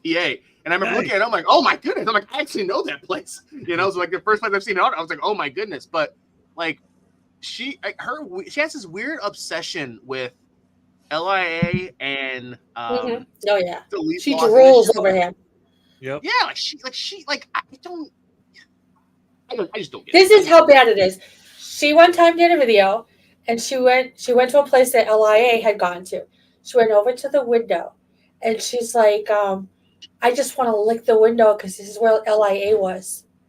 Yeah, you have to say it and have like, I just want to lick the window because LIA was here. Like that can't be her real voice. Like it's just, oh my goodness. It sounds like a Valley girl. I think she's awful. Yeah. Come on. Horrible. Is my last day crying over this. My lawyer hands them our intent to sue. Well, guess what? That got dismissed 4 days later. Yep. I'm sorry. We can move on. I'm so sorry. No. We didn't finish Dummy's video. I'm sorry. No, we want to hear you. Right. That's the thing. Like we always saying, you showed up like almost like right before we went on the air, so we didn't get to have our pre-show meetings. I probably should have told you an email to show up before, but we always tell the guests, you're the guest tonight. This night, this is your show. I'm just the host. Oh, thank you. You're welcome. I'll just say one more thing, and then we can move on. The objective of the Frauditors is to be a freedom fighter, as Dummy always says, or to fight for our rights. Well, since she's been, my rights. I've used that once. But notice how she hasn't posted a single video since she's been demonetized, because in her mind, she's doing this for. So I thought you were fighting for our constitutional rights to be free Americans. Like there's no, that's priceless, So what if do you not care about it anymore? She doesn't give a shit. Poop. Ray, what do you got to say about that? Our First Amendment rights were never under attack. Ding, ding, ding. I don't know. I mean, it's like that's the point. Like, yes. If anything, this is gonna make like our quote unquote rights harder now. Exactly. Ding, ding, ding, ding, ding, ding. Okay, hypothetical, right? I get a marriage license, right? I get a CDL license, whatever. My family comes together and let's all take a group photo in a PennDOT or a city hall. After this, what happens if we get rushed out of the building? Yeah, people come in here with cameras filming all. Get out, like if anything, this is making going to limit our rights potentially in the future. Like, because it's like they're putting people on edge unnecessarily, and it's like, why? You're just going to need an appointment now to go get your marriage license, your driver's license, to go pay taxes, or go do whatever you need to do in a government building. You are going to have to call and make an appointment to do it. And you're going to have to do it in it's funny because closed doors with no windows. Yeah. Yep. And then instead of putting you like in a scanner to see if you have a gun, they're putting you in the scanner to see if you have a camera. It's so stupid. Do background checks before you come in the building. Yeah. And another one I thought of is Bay Area Transparency, that announced when he thought he got demonetized. He wasn't, because he's an idiot. But he thought he got demonetized, and he's like, well, I'm done. And people in his chat were freaking out. They're like, what happened to my rights? And then when he found out that he wasn't demonetized, he's like, okay, I'm back. Yep. That was that was a big thing. Will, I know that you just got into it, so you might not even know anything about it. But what happened was, for all of us creators at the time, that's why we knew immediately what he was talking about. There was a glitch in YouTube where it was showing people being demonetized that weren't. It was just a glitch that it was telling some creators they were demonetized. And Bay Area Transparency was like, oh, I guess I'm demonetized. I don't know what to do. So we stopped making videos. And it's like, okay, tell us that you're only doing it for the money and you don't actually care about freedom and rights without telling us that, And then as soon as he found out that it was a glitch and he was monetized, now all of a sudden he's making videos again. Now all of a sudden he's a freedom fighter. Fake. And how their subs stick around. And that's partially on YouTube. I'm sorry, I mean to talk over you. Go ahead.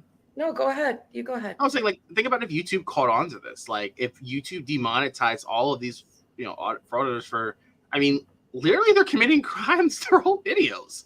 Like, okay. Like, if I'm live streaming me and my friends robbing a bank or robbing a corner store, YouTube's not going to let that fly. They're going to demonetize that like that.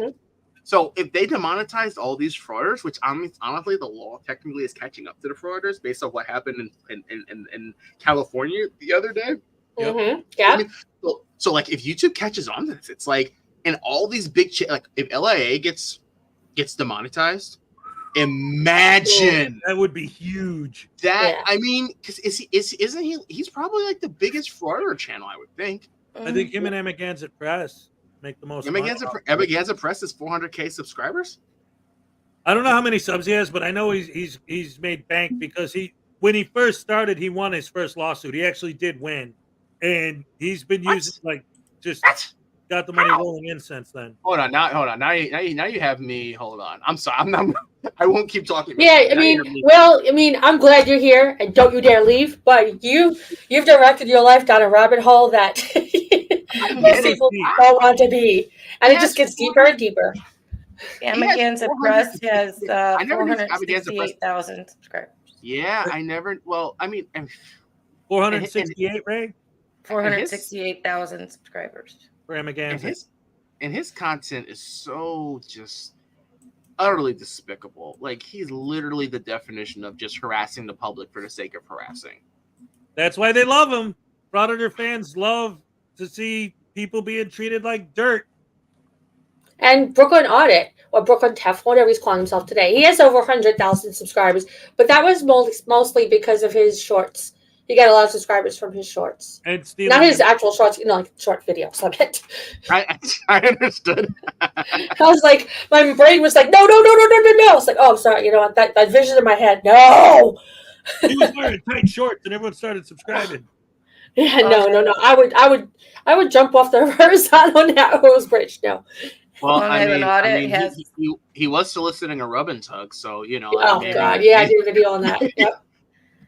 Long Island Audit has 591,000 subscribers. Wow. So he has like let those two big channels be demonetized for their content, and now really these smaller frauditor channels like Riot, Ruby, whatever the heck her name is, like smaller channels that won't fraud it anymore. Yep. But now the thing is, I wonder, how much it's going to take. I don't think just on the crimes they're doing now, it's going to happen because they make YouTube so much money. That YouTube doesn't want them to leave because look at the cash they're going to be losing. Yeah, but that's a sample size between maintaining the integrity of YouTube's product versus keeping 5, 6, 7 channel. How many channels on YouTube have 500 subscribers? Hundreds, thousands. Yeah. YouTube's not going to lose all that much money versus if they're going to eliminate a small channel of 1,000 subscribers for posting violence, nudity, or graphic, whatever, something like that, versus a larger channel doing the same thing, like that maintains their products. So I don't think losing 5-10 channels doing this is going to really break their bank, so to speak. Right. But YouTube is wacky. I have a separate channel that's just for personal use. I don't post videos on it. The only videos I had posted was for a school speech thing that I had. So I posted the video there just to have a place to provide a link. And then YouTube deleted my channel, said that I was constantly violating terms and conditions. I was like, what? I never post videos. I never do anything with this channel. And I had to dispute it. And of course they put it back. But I was like, they said I was constantly, like more than once. It's like, what are you talking about? Sometimes we review things and get it wrong. Like, how can you? That's not even wrong. That's just ridiculous. Well, it's almost like Twitter, because Twitter does the same thing. I mean, Twitter, or excuse me, X, it's called, because they'll do the same thing. They'll delete because they suspended my main Twitter whatever called Twitter. It's Twitter. It's Twitter. It's not X. It's Twitter. But they deleted my channel of 500 followers, saying, "Oh, I constantly violate," and I'm like, all I do is retweet stuff, and literally. What about the people that you retweeted? Aren't they the ones that violated it? How come they're still there? Shouldn't they be deleted before me? So exactly. The algorithm doesn't make it. I got a couple things I need to address, guys. First of all, another thing I wanted to talk about, Big Bork, I'll get to your taste in a minute. He's talking about Voodoo likes BSBT. Oh, no. Anyway, listen. What I wanted to say, talking about, what we're talking about here, this whole idea is also when they audit, they go out of their way, specifically go out of their way, not to tell people who they are or their channel name. And one of the reasons why is because, and this is an option for you, for me, for everybody watching, for everybody, okay? If an auditor, if the people they're auditing find out who they are and where their channel is, then they could go to YouTube and file a privacy complaint against that video and get it removed. And we've seen it happen.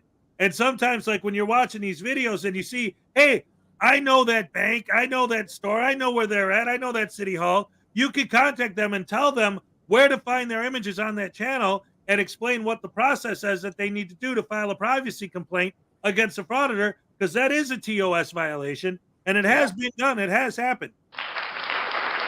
So that is an option as well. It's interesting because there was a video in the last video we showed in the entryway where the guy's getting arrested. He's screaming, "Quit touching my payment!" It's like that video took place a block from where I work, and I know people in that building.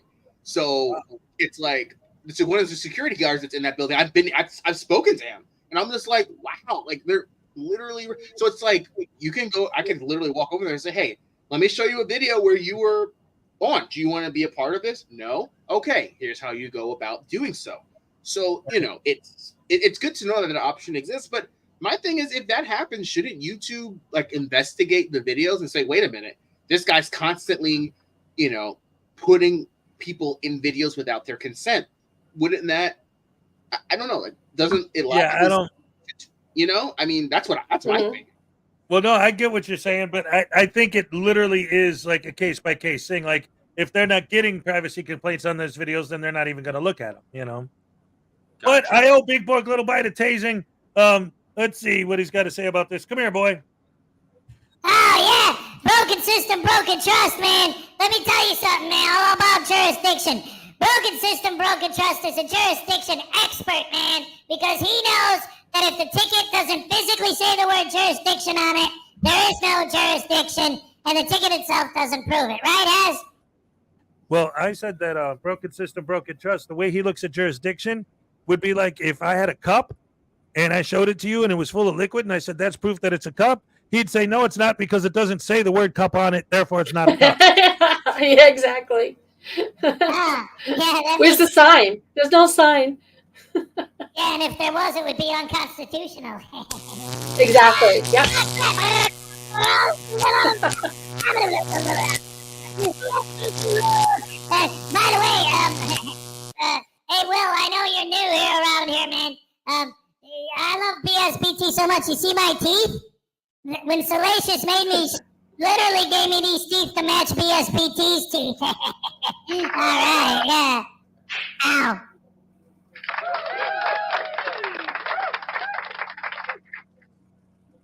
Anyway, guys, you want to get back to the video? Yes. All right, Dummy Kruger, ladies and gentlemen. Also, I gotta take a quick potty break. I'm gonna be AFK for a minute. It's all good. I'm not here Trying for to go. services, sir. I'm here to drop off legal documentation. They don't have a right to refuse that. There has to be an agent of the state, an authorized agent of the state here to accept. Right now, beyond that, what we're saying is. There's nothing beyond that, sir. I'm here to drop off. I'm allowed to film myself doing my legal and lawful business. Saying "sir" after every sentence doesn't make you respectful. You're right. You're right. We're not. You're right. We're not. We're not going around anywhere. I'm here at the counter to drop off this piece of paper and leave. They're probably not accepted because you're violating. No. Okay, Sir, please. so what we're coming into, so right now, we've asked you just to stop filming and leave, right? So we do have trespass public business during hours. Okay, so 6-409, yeah, is the Maryland trespass statute. I have legal and lawful business. Hold on, I have legal and lawful, you're right, you asked, but you don't have the right to ask me to leave as long as I have legal and lawful business and I haven't created disturbance. Hold on, can You guys have we created pause the disturbance. video because I need to ask something like Sir, right you now. can't ask someone to leave. Or wait, has this gone? No, I'm here. I'm here. So I mean, I don't know if this because this is in some like anti-frauder channels. It's like there's been like controversy from Frauditor Wrangler. Do we? I'm sorry. So like, what is because I'm I know exactly what you're talking about. We'll talk about that offline. I made a statement a long time ago that I will not address that issue on my show at all, ever, period. But well, because he's reaching out to me. That's the only reason why. So it's like if I'll be more than happy to tell you the whole story, but not on the air. Yes, sir. No problem. Carry on. All right, cool. Anyway, I just got an email. One of my channel members, Andre Hoyer, I just got an email from his wife. He passed away on Sunday. Oh no. Yeah. I'm sorry. I'm sorry. Say the name again. He was one of my members. Oh. One of my channel members. That's terrible news. Yes. So thoughts and prayers with him and his family. God bless. Rest in peace. I mean, literally, I just got the email now while you were talking, and I just read that. I'm like, whoa.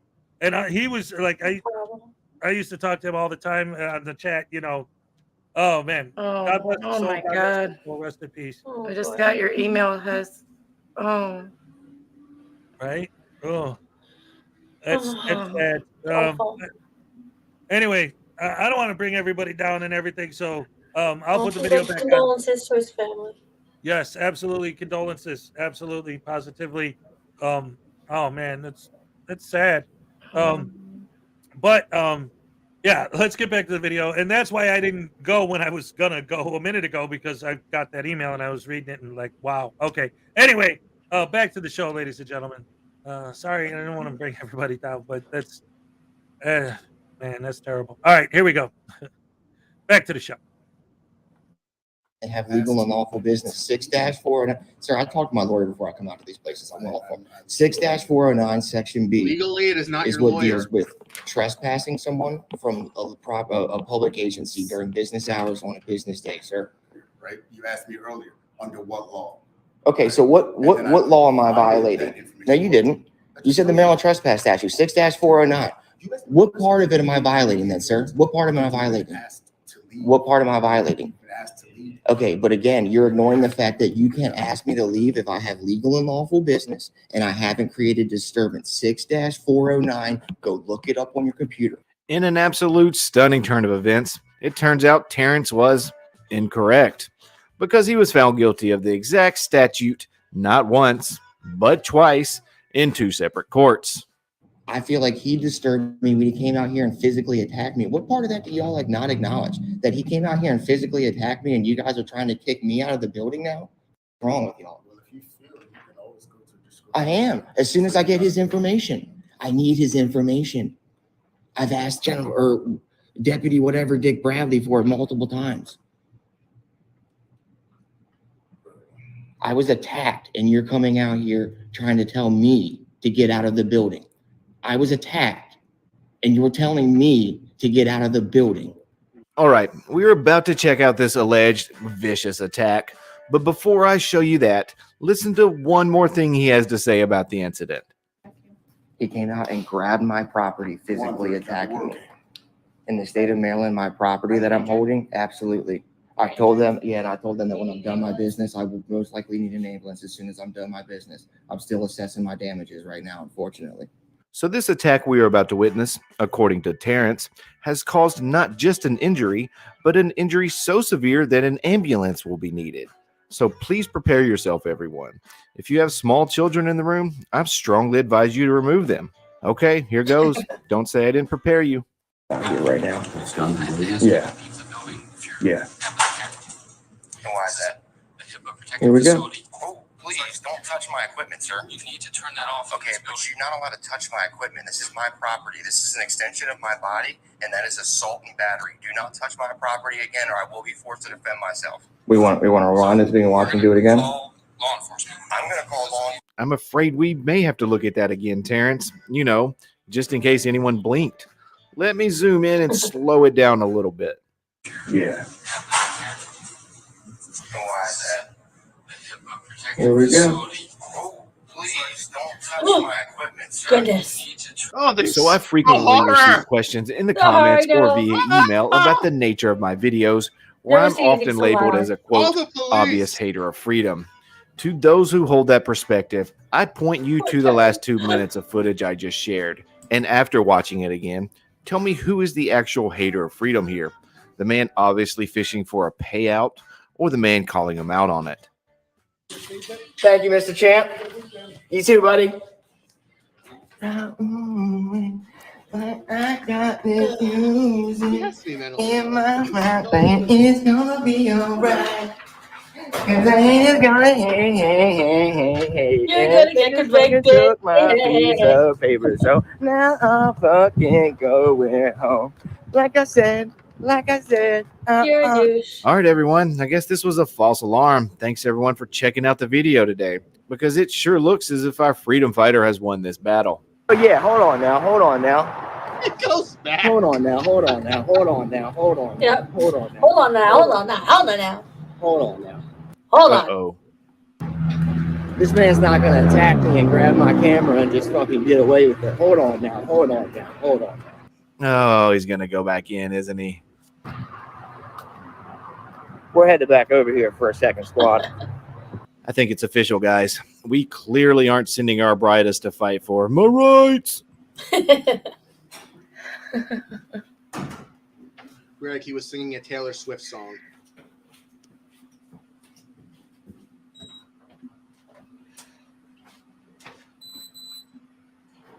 Look at him. He's so mentally disturbed. There's clearly something wrong. Yeah. I need his birthday and his address. Use this address. I need his don't have birthday. that information. You can go get it by No, I legally cannot. IDing him because he committed a crime. You think he did. I don't think he did. I In fact, showed if you. you're trying to sue an I individual, showed you that you did. And I don't agree with I you. showed just you need their that you name did. and I saw a man address. It's not for you to agree at. It's not for you to agree with, sir. You're not judge and jury. It's not for you to agree with. It's for you to go do your job that you're legally obligated to do. You're still videotaping in a restricted area. No, I'm not. Yes, you are. No, I'm not. You're not videotaping. I'm not videotaping in a restricted area. You are. No, I'm not. You are. So I need his information. You need to stop videotaping in a restricted area. I'm not in a restricted area, sir. You are. I'm in the entranceway of a public lobby. Correct, which is identified by signage that says there's no videotaping. Is there some sort of law that goes around with that signage, or they just put a sign up there? Because I got a sign that says you owe me $10 every time you guys don't do your job. Is somebody going to pull out $60 and hand it to me right now? Probably. First of all, who says they're not doing their job? You? They're literally doing their job by asking you to leave. And that's coming from someone that has no job, probably never had a job. I think he worked at his family's restaurant. I think they fired him for something. Right? It's called a business owner creating privacy, which the frauditors say they're required to do. But the moment they do it, they cry at violations. Yep. Bing, bing, bing. Yeah. One of my favorite examples of that was from Afro Man Audits when he was auditing a place. God, there's something wrong with Afro Man. That kid's a nut, man. Actually, that's the one channel I remember his name, Afro Man. Well, you know I said something. The thing is, his dad encourages him to do this stuff. Like his dad's like a sovereign citizen type, and he teaches him. His father just as crazy, yeah. But the one instance that I'm talking about was they closed the window, which literally is the definition of them creating their own privacy, and he complains that they're hiding transparency. So you They're can't not win being with these people. transparent while I'm in. They say that behind this window is private, but I'm standing in public. So. Oh my gosh, that's too good. That's creepy. Too good. You gotta use that voice on some of your videos. That's like, awesome. Oh my goodness, that video was so infuriating. He's just cursing and screaming at the I interact with like small county like courthouse clerks and all the time with my job because I work in the legal field. These are some of the nicest women and nicest people you'll ever talk to. For someone to have that much hate to just scream and curse at them for an hour, that is so infuriating. But like again, like so the earlier video, or when he put out a video, I don't remember what it was, but it was like, oh well, if you have a problem with me standing here, you should just create privacy. Otherwise, I'm gonna stand here and film. It's my right. But literally, they created. Oh, well, they can't create privacy while it's business hours because I'm a member of the public, so they have to service me. So, like, what is it? Which, you know? What I always say is, sorry. The public servants are serving the public by getting rid of the idiots. Yes. Well, so here's the thing. The term public servant does not classify an individual as a master-servant relation. It means that they are servicing the public. For example, a fast food employee is not a servant. A waiter or a waitress. They serve individuals, but they do not have a master relationship with individuals that they are servicing. Right. So that term is intentionally used to demean people. It's an ego thing, but that's because look, with my job, I deal with people all the time, and if someone spoke to me like that, I would lose my mind. I really would. Yeah, and it's like the whole name and badge number thing. It has nothing to do with policy or rights. It's all about trying to assert dominance. Like you have to tell me your name and badge number. So there, haha. Hey, Will, have you ever heard of the Frauditor press harder? Speaking of someone that's vulgar and just loses his mind and curses and has some total meltdown. Have you watched his videos? Have I? I probably have. I just probably didn't know his name because check out press harder. Watch out, because you're gonna have to edit out 90% of what he says because it's all swear words. You have no idea how long it took me to edit out his curses. It took longer to edit out the curses than it did to make the entire video outside of that. It was awful. But let me ask you something, Will. The reason I paused this video where I did, I wanted to ask you a specific question, or if not, explain this to you if you didn't know how they do this. But when these guys see signs, so like if there's no sign, whatever it is, if there's no sign, they'll say, well, there was no sign. If there is a sign, then that's not constitutional. Well, but there's an in between. They'll say, well, there's no law attached to that sign. But if there is a law attached to it, it's not constitutional. No matter what, you can't win. Like we were saying earlier, you create privacy, you're hiding transparency. You don't. It's your job to create it. You can't win. Yeah. No, I mean, I agree. I mean, at the end of the day, it's like their goal is just to create a controversy, because nothing that they do is legitimate. That's the whole thing. And I think, look, there's a market to it. That's why frauditing is so popular right now. But like any reasonable person, like if someone truly feels, okay, there's no sign that says otherwise. Okay, I will create a sign. Okay, you create a sign. Fully logically, a logical person would say, all right, they create a sign. Oh, I want a statute. All right, I'll put a statute on there. Oh, I created a statute. That's still not constitutional. It's just like children wanting their way, So it's nonsense. It's just like children wanting their way. Exactly like children wanting their way. We got $2 from Big Bork Little Bite. Condolences for Andre Hoyer, absolutely. And 21 Taste salute. Now you're talking. All right, I don't want to say anything, because even I know my heart's black, but it is there, and we're talking about like a real thing, so I don't want to make it too like a joke. But in his honor, he did love the tasings. So yeah, why not? Go ahead. I'll take this one. I'll take it. All right, Big Bork, you're lucky that you did this for the right reasons. All right, go ahead, hit me.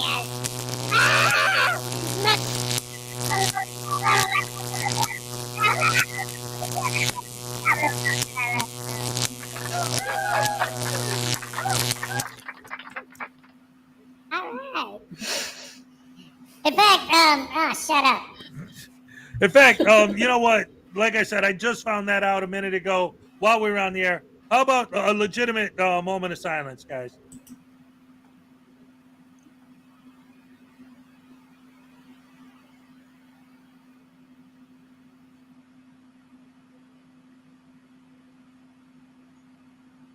All right, beautiful. Love it. All right. Oh, Brian Showman for $10. Last night, Pete Townsend and Roger Daltrey broke into an animal shelter and released all the canines. Yes, the Who put the dogs out. Cute. That was cute, Brian. That's awesome. I love that joke. That's great. You I want never to heard join that me for a before. Brian Showman happy dance ring? 3, 2, 1. All right. Yes. Awesome. And with that, let's go ahead and finish up the video. But not Terry. But how does 90 days free room and board sound? No. So what's going to happen is we're not going to keep going. I know you're going to do your job and provide me with the information for the gentleman that assaulted me. Earlier, we went around for a while. Mm-hmm. And we finally allowed you to present your paperwork, which... Well, you're saying allowed, like I need your permission to do my legal and lawful business. I don't need your permission to do my legal and lawful business, sir. To allow you. You don't have to allow me to do anything. It's my legal and lawful business. I don't need your permission to do it. Took the paperwork from you. Absolutely, they did. They also assaulted me. And then you left. So you have information you need. That you I don't. You have enough. I don't. To go. No. File charges. I don't. I don't have his birthday. You have enough to go. No, I don't, sir. No, I don't. So what's happening now is now you're being asked. Okay. I'm being asked to leave. Okay. I'm being asked. You're being asked to leave. So that's a request, and I have the right to respectfully decline it. So if you don't leave, you do know that is trespassing. No, I don't, because this is a public agency, and I have legal and lawful business. You do know the laws regarding a public agency, and now you have no lawful business here. I do have legal and lawful business. I do. So, are you going to leave? Well, hold on now. Are you trying to say that before this moment that I did? So are you saying that you were lying earlier that I was in violation and that I did have legal and lawful business earlier? Was not lying earlier. Are you saying earlier that you were lying by saying I didn't have legal and lawful business? You don't decide when my business is concluded. You don't decide when my business is concluded, sir. You don't decide when my business is concluded. Are you going to leave? Are you going to stop filming and leave? I don't answer questions, brother. Okay. So for the second time, and I'm not going to ask beyond that. I'm asking you to stop filming and leave. And I'm asking you to provide me the proper information so that I can file it. Let's go and put your hands on your back. Okay.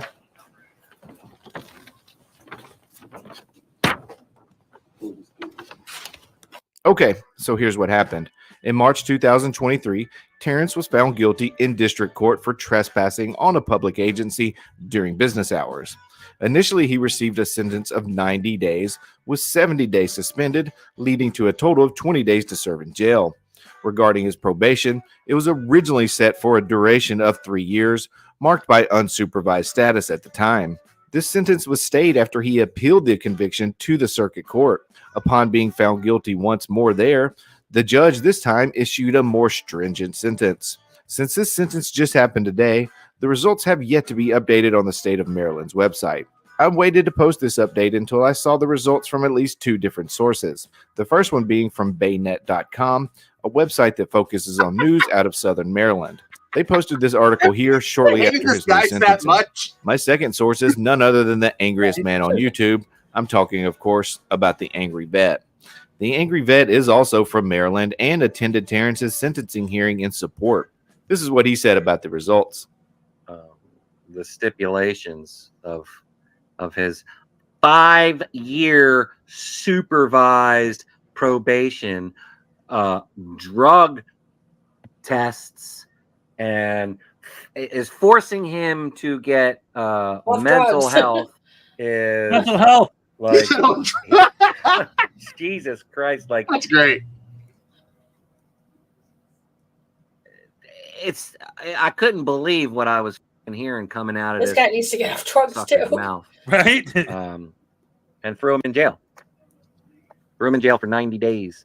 Yay. 5 years supervised probation, Add a 0 drug to that. screening, 80 days. mental health screening, has to find a job. Like literally ordered him to go get a real job. Ooh, my name's Terry. I have to work for a living. I know. Oh my goodness. The horrors. Me. The humanity. I have to find a job. I have to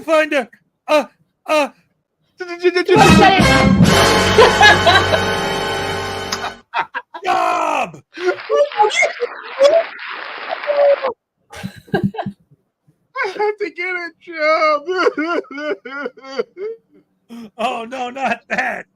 Have you seen those jokes? They're funny. Anyway, let's get back to it. It's almost over. Exactly, but literally said that you need to find employment. Ordered him to find employment. This judge was off his rocker. So, after appealing, Terrence's sentence increased by 70 days in jail. That started immediately, by the way. His probation increased by 2 years and is now supervised. And the judge apparently ordered him to get a jobby job. What a rough turn of events for our little lawsuit hunter. I mean, a freedom fighter.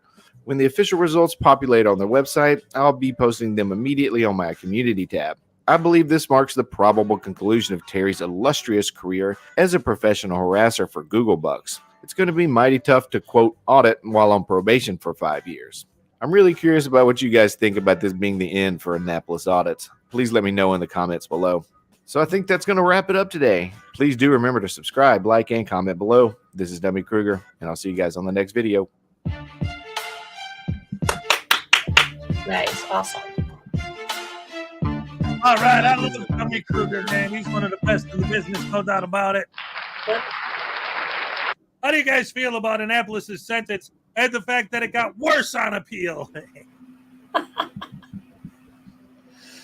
Okay. My whole thing is he ended the video, which is concerning, by saying, I wonder if this will change how Annapolis audit does, acts or does his audits, but it's not. That's the problem. Yeah. It's this is gonna, if anything, empower him. Yes. When I first started watching Frauditor videos, he probably was my most hated.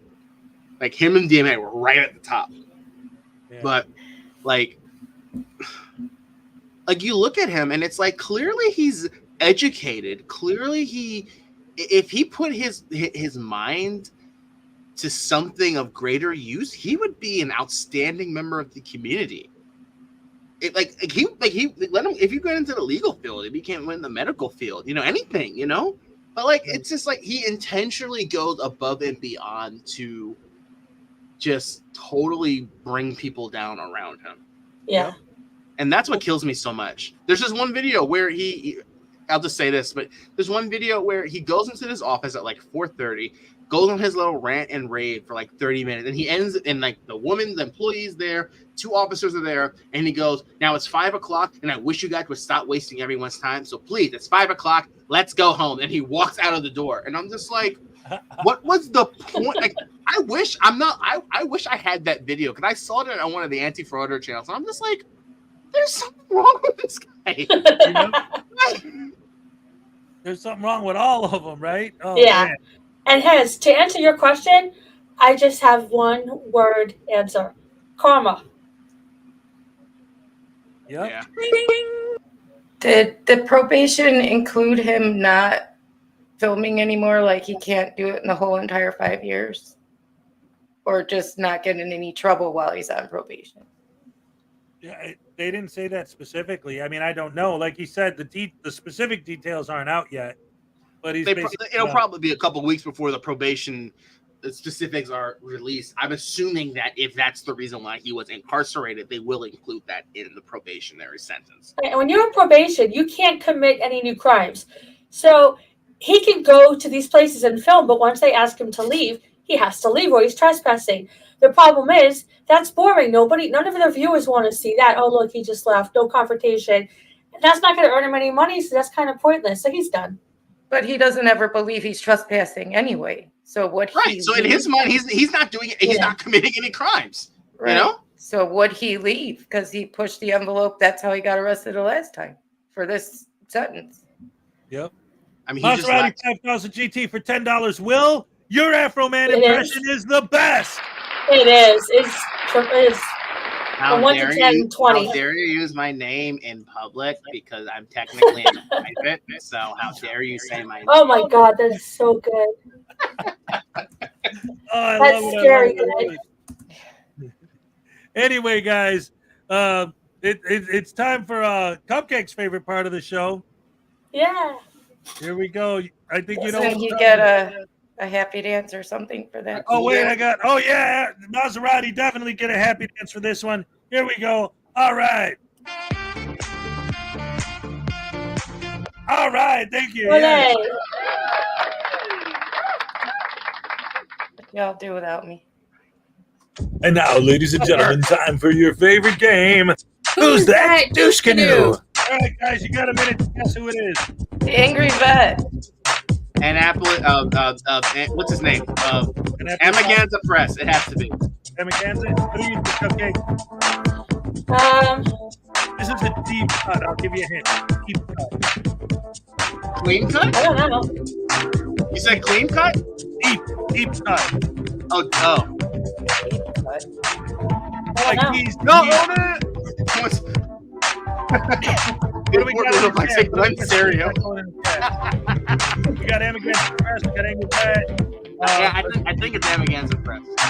One stereo, Amaganza. A lot of people think it's Amaganza. Eli. Oh, it's Eli. No, that's Eli. It's Eli. STV News. Looks like whoever it is has facial hair. It's either Eli or Amaganza Press. A lot of people are guessing Amaganza did. James Freeman.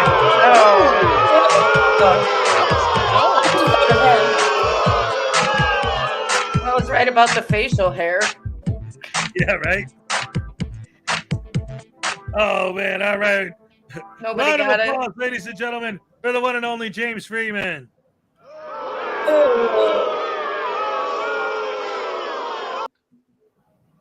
If you, James Freeman is the guy. If you don't know who was, I mean, he does his own thing, but oh, we got 80 likes. Oh boy, it's going to be time for the super mega ultra hardcore happy dance. What's Let me up? verify. I have to refresh because my likes aren't working. Yeah, mine either. YouTube Yep, is 80 weird. on the head. 80 right on the head. All right. Oh, this is awesome sauce. All right. By the way, ladies and gentlemen, speaking of James Freeman, what I was going to say is he was the guy, because one of my favorite examples of Direct D being a douche canoe was the video where he went to the police station and the cops actually would have passed the audit. Direct D was there with James Freeman, and Freeman, like, the cops are walking in and out, and as they're doing it, James Freeman, like, as they're walking by, are like, hey, screw you, you stupid tyrant. Hey, kiss my ass, you stupid tyrant. And the cops are literally just ignoring them. And since they were being ignored so much, Direct D grabbed a bullhorn, went out in front of the police station, climbed up on the squad cars, and started jumping on the squad cars, screaming at the bullhorn, come arrest me, come arrest me. Like, yeah, they're not looking for confrontation, not at all. No, not at all. Anyway, it's time, ladies and gentlemen, for the super, mega, ultra, hardcore, happy dance. Oh boy, this is one of the best parts of the show. I love the happy dance. I love you guys. Best fans in the world. Oh my goodness gracious me. Yes, sir. Here we go. Yo, what's the scenario? All right. All right. Best fans in the world. Love you guys. Here we go. Can I dance in the background during this? Oh, absolutely. Oh, I'm standing for this one. Go ahead. Well, see, if you were on screen, I'm putting together eventually a compilation of all the people that I've had on that danced with me. It's great. Next time for sure. Absolutely. Yeah. And everybody in the crowd dances along too. They always say, am I the only one dancing? No, you're not. Believe me, everyone does. It's great. Love you guys. Let's dance in the world. Here we go.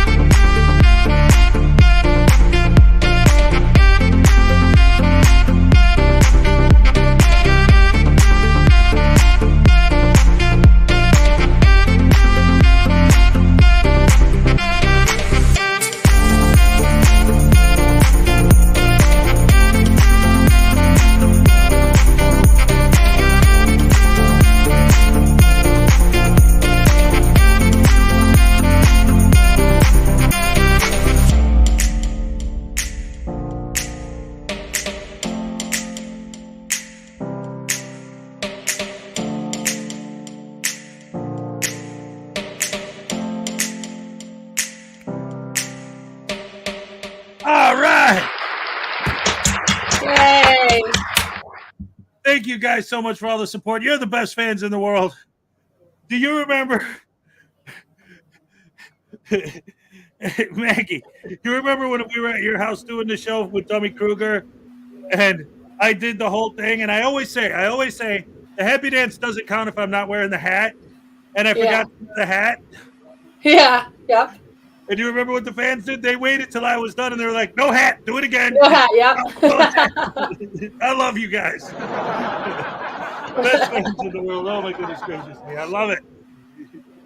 That was wild. And I was in her chair, so I didn't bounce at all because I didn't want to break the chair. And I'm like, oh crap, I have to do it twice. Dang. You know, you were in my husband's chair, and actually, he broke it. He had to buy a new chair.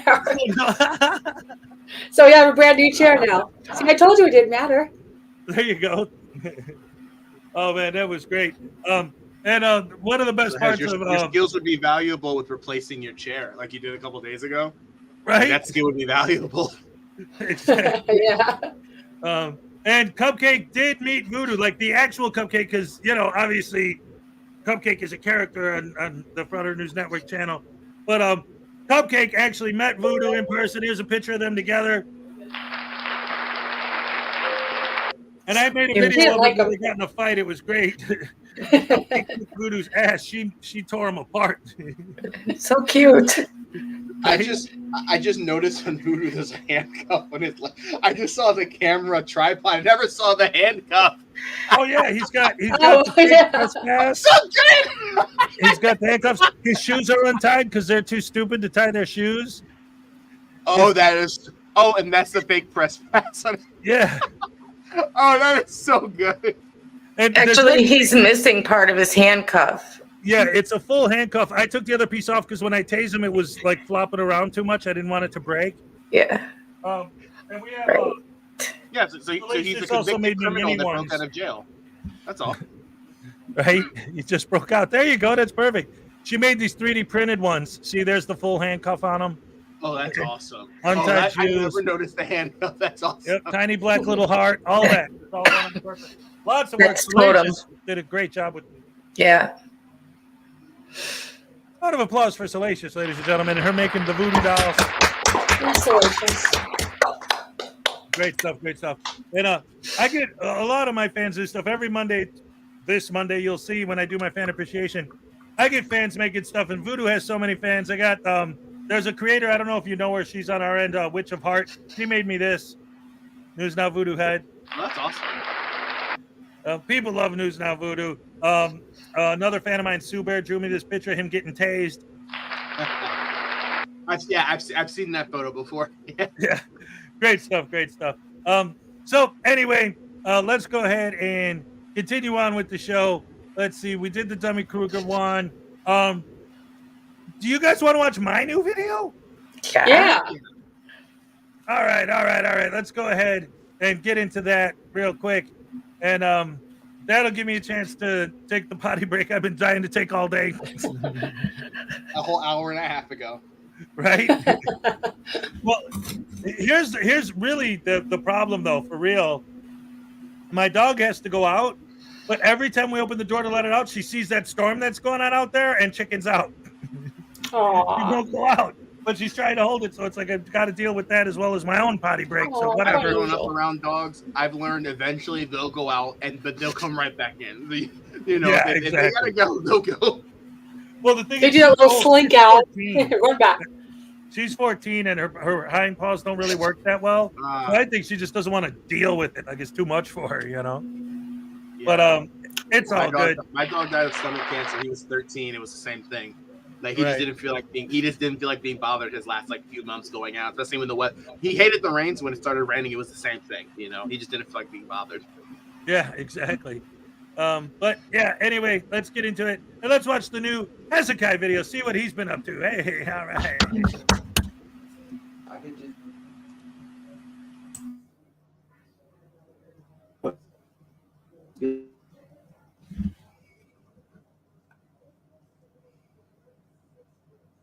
Get wonky on me right when I press play.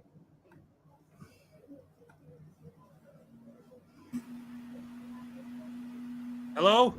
Did you press play? No, I'm saying, am frozen? No, you don't seem frozen. It's all good. Everything's good. All right. Yeah, you look good. All right, sorry, but guys, I thought my internet was messing with me again. Oh, great, has your internet? Yeah, it's Voodoo. Stop chewing the wires, you punk. Ow! That'll teach you. What was that for? It's for being a douche canoe in general. All right, let's get back to the video.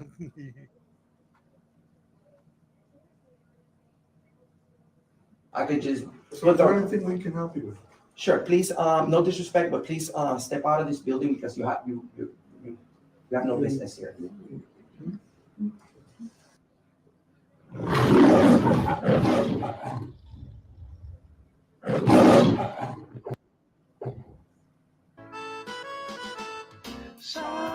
Alan Newcastle sits alone watching YouTube videos on his computer when suddenly he hears an all too familiar cry for help. There is no expectation of privacy in public. There's no need to fear. Hezokai is here.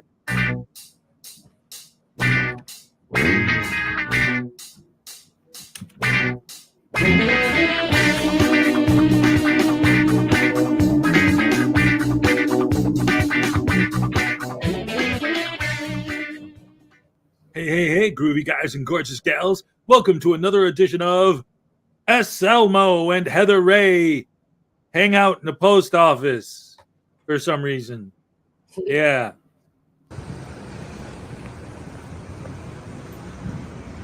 Let's do it.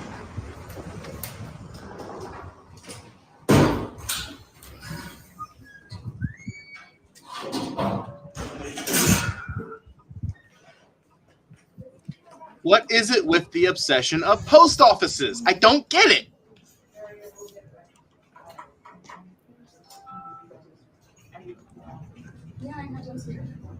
Because frauditors don't think. They don't know where to go. They just, oh, look, there's a post Look office. at that. Okay. The video just started and already they're straight to the counter. That's right. They're not even trying to pretend they're doing the lobbies, foyers, and corridors. Nope. Right to where business transactions take place. No time wasted. Immediately going out of their way to arouse suspicion as quickly as possible. They ain't fooling around. By the way, this comes from the Heather Ray channel. I am so disappointed to see her back. I thought she was done until Aselmo came to town and said, hey, somebody in Alaska tried to attack me. I'm scared to go alone. Yeah, you come with me. They won't come with me if I'm with a girl. Come on. Or whatever the heck he said to talk her into this. What a disappointment. And they say their goal is to film personal information or public counters. Like, what are they filming right now? Here's your receipt. You guys gotta be filming. You guys can step Literally filming people. I'm fine right here. Making Thanks. transactions. You can see her. You don't tell us what to do. I'm asking you to move back. Just give her privacy. We're not trying to get any of her information, so that's fine. We're just filming you. Is that the real Florida troll in the chat? All right, so don't give me any orders. Or her.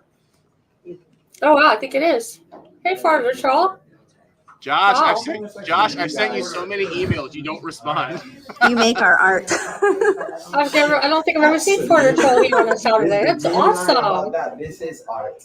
Hold on. It's not the real channel. I was going to say, There's there's no way Josh is actually in the chat. Cameras. No way. There have been so I've never many seen him here before. amazing innovations in the art of cinema. From Citizen Kane to 2001: A Space Odyssey to The Godfather, none could hold a candle to the latest, greatest, most amazing innovation in the art form of film and video production. Ladies and gentlemen, boys and girls, behold with great awe the inspirational tale of idiots at the post office. You're standing too close. I need you to move back. Bro, stop giving me orders, please. I'm asking you. No, I'm asking you. No, I'm asking you. Customers. I'm asking you. I'm not here. She's not even on my video right now. Do you see that lady on my video right now, man? She is not. Stop for him.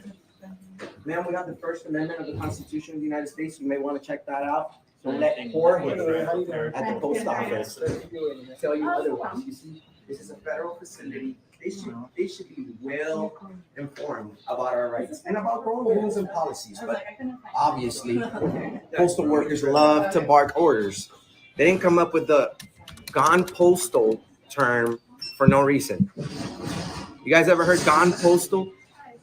I'll tell you what, if Anselmo thinks, will you stand back, please, his barking orders, he wouldn't last 2 seconds in the military.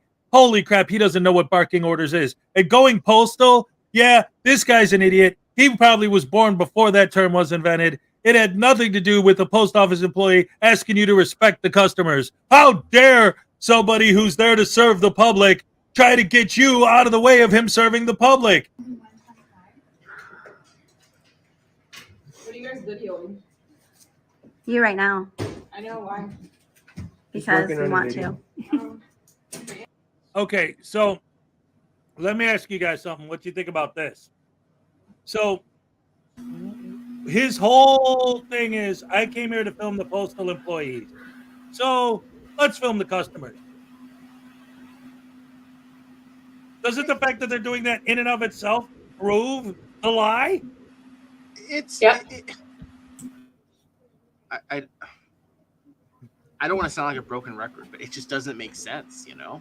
Right. Because I promise you, if the police were to come in, the first thing they would say is, "Oh, I'm not filming the customers. I'm not filming the people. I'm filming the walls. I'm not filming the counters and the personal information." When literally for like 2 minutes, they're literally pointing at the credit card terminal where a person would put their card in and put their PIN. You know?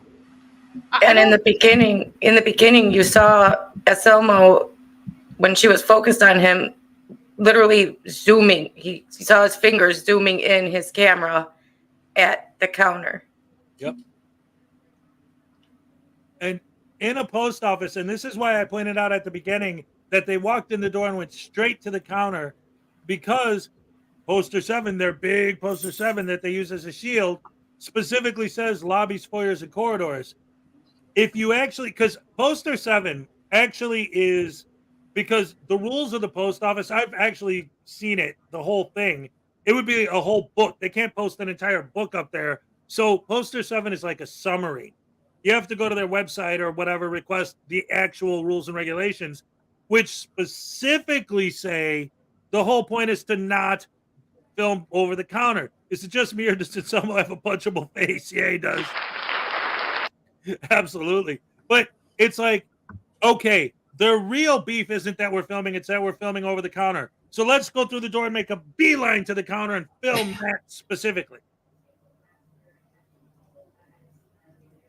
And can I just say, like, the whole fundamental thing? It's like, we're here to to film the postal employees. For what? Why? Yeah. What do you accomplish? You go home and pat yourself on the back. What do you? The postal employees are like any people working at the register of any establishment. What is the point? You know? Exactly. It's like we have to expose these government tyrants for taking your package and putting a stamp on it and sticking it in the bin. How dare they? What tyranny? So it's interesting. I'm just because I can't remember the language of poster 7, which I'll probably talk about, expound on in a video more than likely. But my whole question is, it's like, if there is a federal court rule or order which is specified, which is when recording is prohibited by, would they actually follow that? Nope. They'd say it was unconstitutional. In fact, because Anselmo himself, specifically, I covered this video once. It was a while ago, but him specifically, he went into a post office. He still plays the poster 7 game. He does in this video. But this one particular time he went in there and the cop actually knew and understood poster 7. And when he explained it to him, he flips it and says, "Oh yeah, but poster 7 doesn't override the Constitution." Like, wait a minute, I thought poster 7 was your defense. Now that I get past that, you're bringing up something else. But that's the backbone of the argument of anyone that goes into the poster 7. They rarely claim First Amendment. They claim poster 7. So if anything, he's completely shutting down everyone else in this community's arguments. Every small auditor that goes in there claims poster 7. Like, I don't get it. Well, the post offices, honestly, the whole reason why they audit post offices in real life is because it's an easy target. That's it. It's the one place where they're quick to get a reaction, and they have some meritorious type of defense. Right. I mean, in their mind, we know it's total nonsense. Right, but right. in their mind, okay, if someone pulls cuffs out on me, I can always claim that, and it's an accident. When they turn their camera off, of course. But I don't get it. The new thing, Christopher, and it comes up in this video. It comes up in this very video. Yeah, they tell the cops that they have no jurisdiction and only a postal policeman can investigate. I actually did some research on that before. The postal police specifically exist for postal related crimes, like if you're stealing someone's mail or if you're doing mail fraud, things like that. There's a whole story behind that as well, but it's gonna come up here, so I don't want to get too much into spoilers because he's gonna, when the cops arrive, he actually doubles down on that stupidity and that argument. But the main thing with all of these guys, all of them, the whole thing is they claim the news story and the journalism and all that, so that would cover them under the First Amendment. But the fact of the matter is, what they're doing is they're never ever covering a story. They're always creating a story. That would be exactly the same thing, literally, as a legitimate journalist saying, I want to cover a fire, so they start a fire so that they can cover it. Yeah. They create the story. And that's why we say they're not journalists. And their argument would be, why? Would I have to work for CNN to be a journalist? No, but you have to engage in journalism. That'd be nice. I mean, because, they start off with, where a journalist, well, I don't even remember what they say, journalist reporting on a news story, but it's like, they never claim that later on. They're like, I'm a journalist. They say, no, the First Amendment says I can. Like, some of the arrogant frauditors are like, free press is not free. Doesn't free press make me a journalist? Okay, so I can go out of my house with my flip phone and start recording, random people. I'm a journalist now? Come on. Right, exactly. By that definition, yes. Go ahead, Ray. Journalists don't make themselves a part of the story. Yes. Journalists are that's so good. I mean, because the whole story, because journalists do not create stories. Right. They report stories. Mm-hmm. These whole videos are nothing but their reaction with the general public. I mean, how many times on 6 ABC have you seen them put stories out? Or I'm sorry, I'm quoting a local stand. Well, we know ABC, yeah. Yeah, exactly. Like these big name channel or stations. Oh well, the reporters are like the main feature of every story. Right. No one wants to watch that. Nope. No, I mean they never. I've never seen or heard of a reporter creating the story, inserting themselves into a story, or fitting a story to their own narrative, how they want it to go. That's not how reporters work. And filing a fake lawsuit because of the story. Right. That's that not is how. Literally against journalism. Yeah, it's against their ethics. It's against everything. It's not how it works. It's not what they do. Or they wouldn't have any credibility. They wouldn't get hired anywhere. And if they were independent, they wouldn't get their stories bought anywhere. Just wouldn't happen. Yep. That's another thing. I always say, okay, if you're an independent journalist, find one reputable news source, media, anything, that will cover your story. If you can get one of them to cover your story and publish it on their website or channel, I will acknowledge you as an independent journalist. But that's never going to happen. Never happened before, never will. Yeah. Because anytime one of the larger, like not larger media, but like a local media, like newspaper or station reports on these fraudsters, it's never anything positive. It's like, hey, these guys are menaces to society. So like, hey, like no one reputable is ever going to look at them and back them up and say, hey, what they do is legitimate. Hey, what they do is really fighting for our rights. It just doesn't exist. Oh wait, you know what? I just remembered. I don't remember who this was, but he recorded 2 officers playing basketball with kids. And his intent for that was just showing officers slacking off and not catching criminals and being lazy and just playing games while they're supposed to be, catching criminals. But the news, like the best thing. What? But yeah, it was like Channel 7, whatever, like the local news broadcast published it, showed it as, look, the officers are playing with kids. How cool is that? The officers are interacting with young members of Yeah, the public to encourage them the not to public and commit playing with crimes. kids and showing they're not tyrants and being humans. And yeah.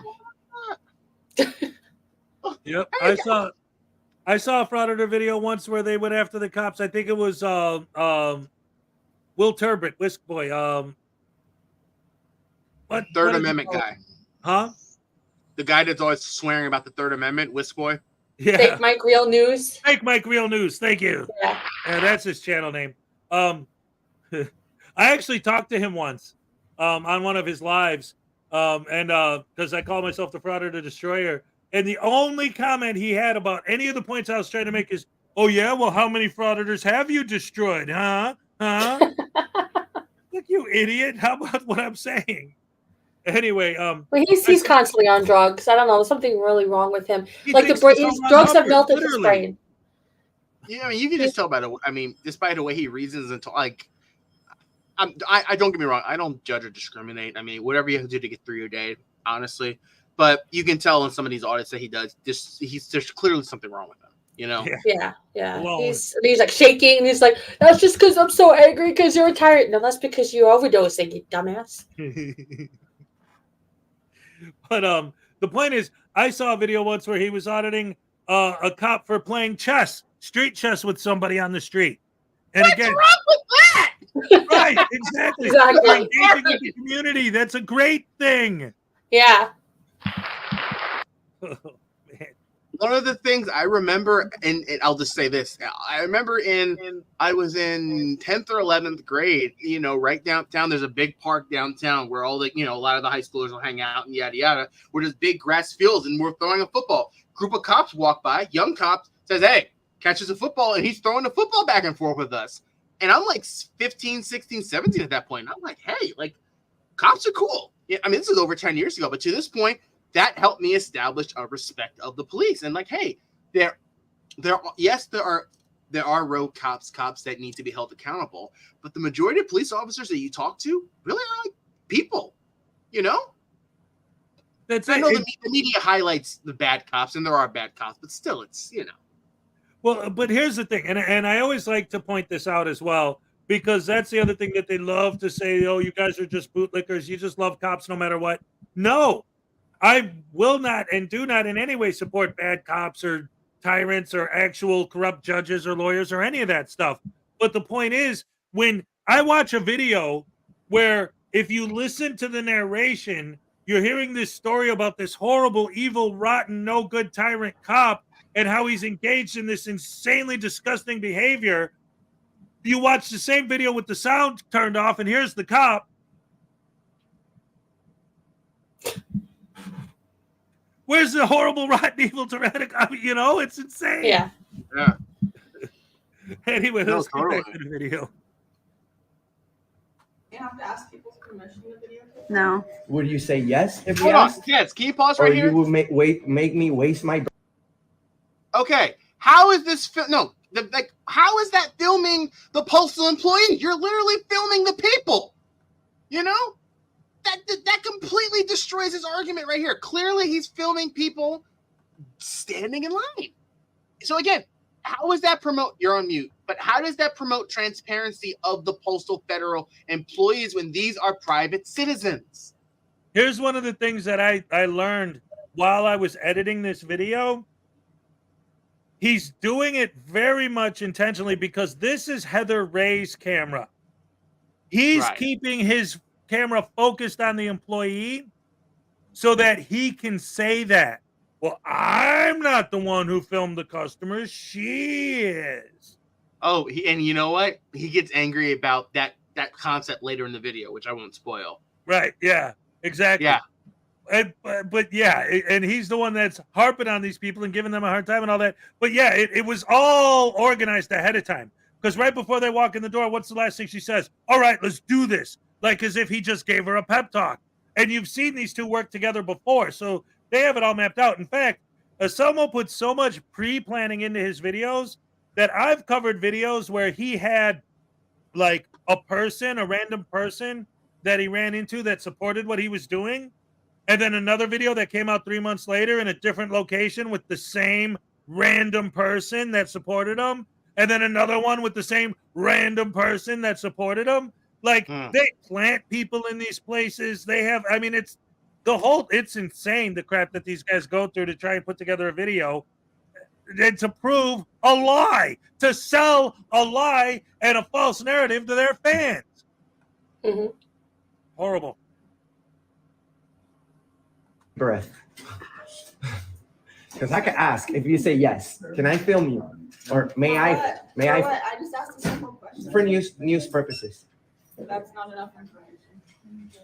We're working on a story about the post office. Are you okay with that?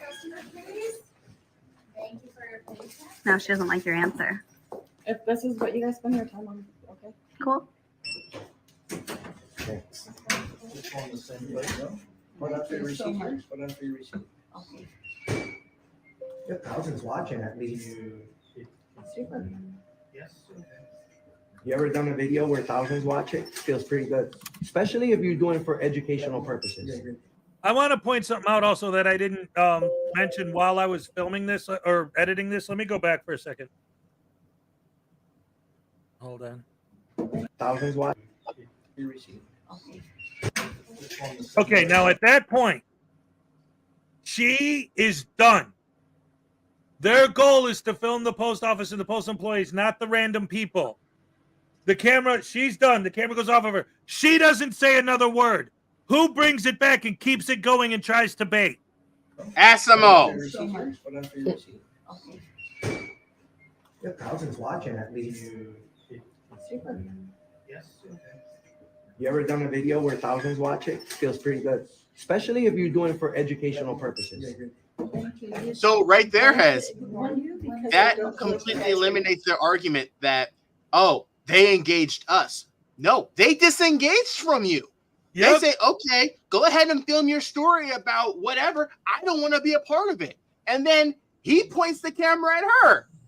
And then that's going to be his argument later. Oh, well, they engaged us. Right? Right. It's mind-blowing. It's like,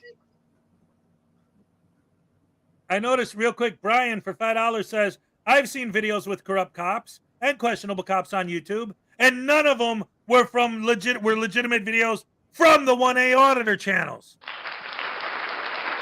That's exactly right. How often when you actually do see a corrupt cop, is it a 1A auditor who's posting that video? Very rare. Erica with a gifted membership. Thank you so much, Erica. That's 2 happy dances on deck. Here we go. All right. All right. Oh, nay. Oh, you know what? Since you're here and we got more than one, I'll give you a cupcake happy dance for these guys. Here we go. All right. Oh, crap. Okay. Ole. Ole.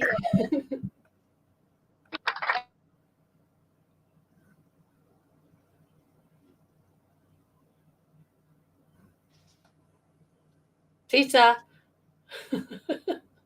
Still hear you guys when I'm pizzaing, so if you want to keep talking. You're back. Okay. I don't know if you heard me, but when I get frozen like that, the audience can still hear you guys. So if you want to like say something so that it's not dead air, that you'll still be on. Okay. Yeah. Okay. Just FYI. All right. So anyway, yeah. can I so just say, I'm sorry. No, go ahead, Will.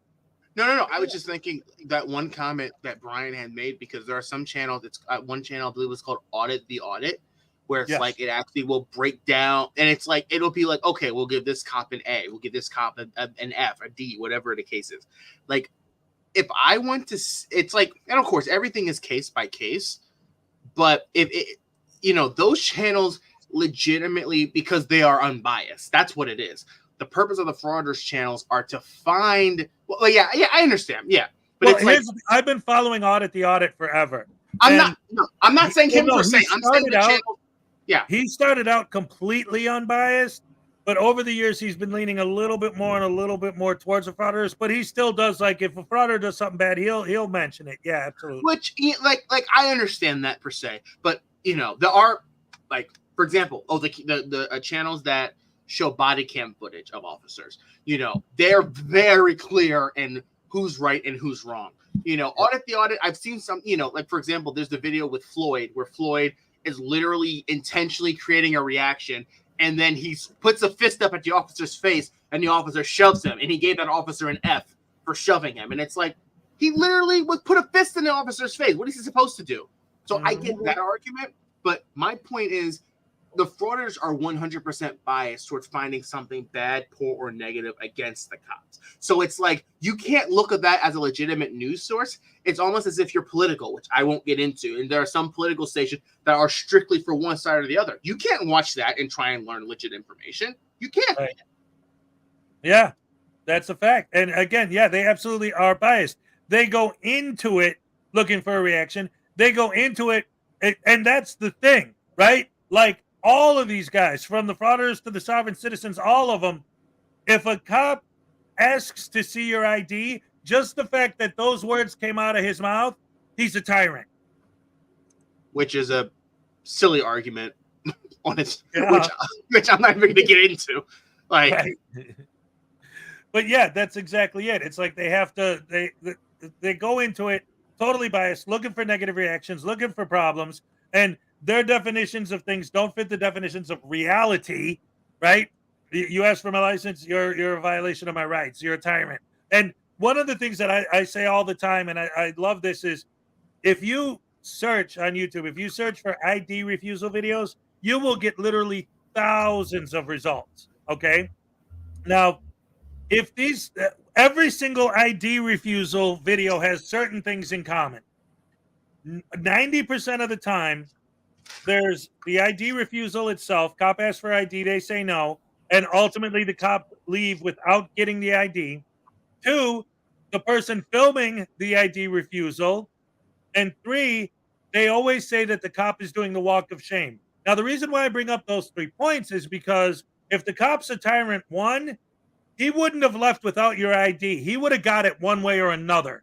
2nd, you're still filming. You're filming the whole interaction and the cop walking away. So he obviously didn't take away your right to film. And if you're calling him a tyrant and saying walk of shame, then he's not stopping your First Amendment free speech either.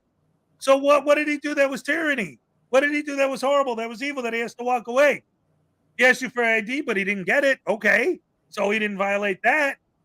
You're still filming. He didn't violate that. You're talking shit as he's walking away. He didn't violate that. What's the problem? I see that as a win for the cop.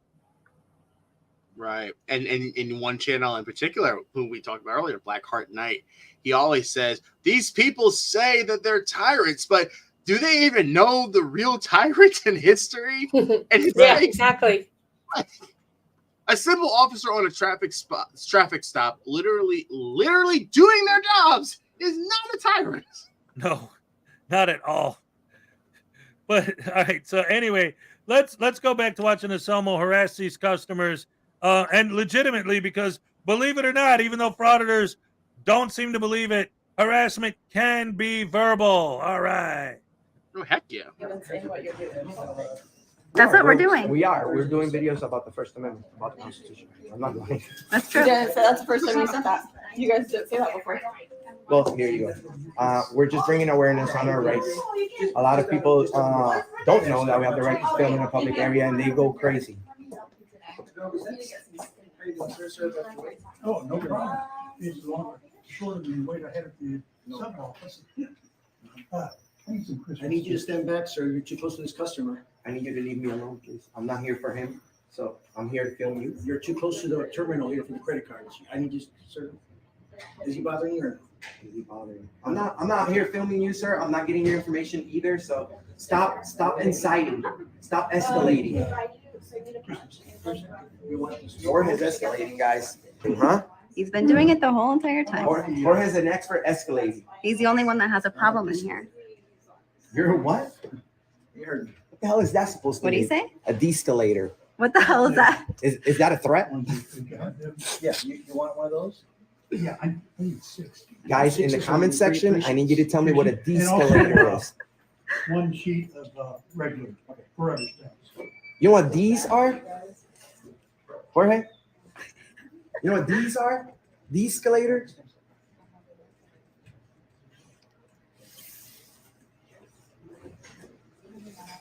These nuts. Ha. Jorge, the de-escalator. Jorge, you worry too much, bro. I think you lost your hair at an early age. He's stressing too much. Yes. I bet you were. I bet you lost your hair at 25. I bet you lost your virginity in prison. That's not professional. No, that's not at all. You want to talk about me taking pictures, but here you are saying hella inappropriate things at the post office while at work, and now you're filming me with your personal phone, even though you guys have your own right there official cameras up there. All right. So real quick, I wanted to point something out. In the final video, I make the point that, like, I get the argument that they make that the guy shouldn't have said, "Oh, you probably lost your virginity in prison." But when I was making the video, what I wanted to do, since when he said these nuts, I was like, ha ha. Then when the other guy said, "I bet you lost your virginity in prison," I was going to cut to me just laughing my ass off. Like, ah, like that's the funniest thing I ever heard. Because it was a funny line, you know? But I also, even though if someone was pushing him and I understand why he said it, and it was hilarious when he said it, I also do understand when you're at work, you don't want to, you just disengage if someone's giving you a hard time like that. But it was well deserved. Let's put it that way. But Hez, isn't that his First Amendment right though? Yes, exactly. I said the same thing. Oh my god. Ding ding ding. Yeah. Because I'm sorry. Go ahead. No, please. I've talked enough. No. When I talked to Hez about his video after I watched it, I was like, I completely disagree with you in what you said, right? I said, I don't care that he's at work. He was pushing his buttons and pushing his buttons and pushing his buttons, and people even at work do not have to take that crap. I said a different word.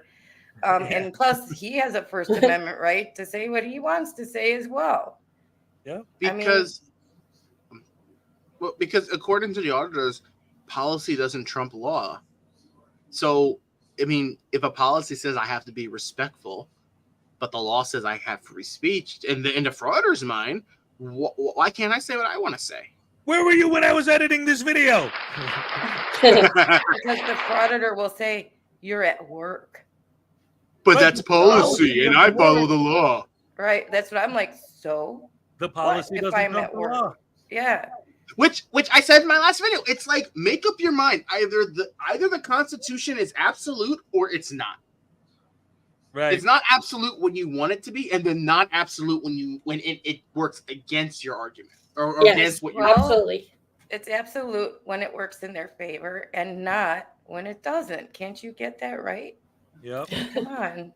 Like, there's a video Glenn Serio did where he was at like a police station or trying to enter a courthouse, and he repeated a very racial slur, which I won't repeat live. And it's like, he didn't get arrested for it because the cops were like, I mean, look, it is free speech. You can say that. But he was like, the cops were like, well, I don't know why you're saying that. But it's like, hey, it's your right to say that. But, but still, it's like, like, if I'm at work and someone's like intentionally pushing my buttons, I'm going to speak my mind, and you're not going to hold me accountable for that, because all I have to do is show them everything else you recorded of you inciting that response. Right. Right. And Glenn Serio is one of the specific scumbags, like big time scumbags. Go ahead. Yeah, Ray. he has said that word more than one occasion. There's not a word; it's a phrase, and as Yeah, as a dark skinned man, I'm not happy with it. But No, still, I imagine not. it's just like, you know, Believe me, it's if like if you're not that familiar with Glenn, he's used a lot of those types of words. And then, it's like there's no. It's like, say what you want about the other frauders that are despicable. None of them have ever made racial. They've rarely used, I'll say, racial slurs. They're disparaging. They're insulting. They're demeaning, but like they're not racially like slurring racial slurs out there. No. For the most part, yeah. The best ones are Glenn Serial, obviously, is horrible about that. And the one where he got arrested, that was the last big arrest video of his before he came back recently. The cop was a girl cop, and the whole time he called. Oh my goodness! Yeah. Oh my gosh. He's called. I don't know who you are. Me. Very homophobic in that one. And here's the thing. Do you know the story about that cop? Apparently, she had just saved a child. The child was either in respiratory shock or the child was choking or something like that. And she received the badge of honor like weeks before this happened.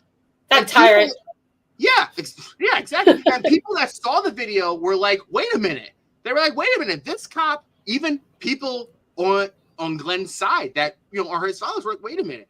Isn't she the cop that just saved the child that was dying at a scene or something like that? Like, it doesn't make any sense. What a typical tyrant thing for her to do. Save the life of a child. Exactly. Yeah, exactly. These tyrants.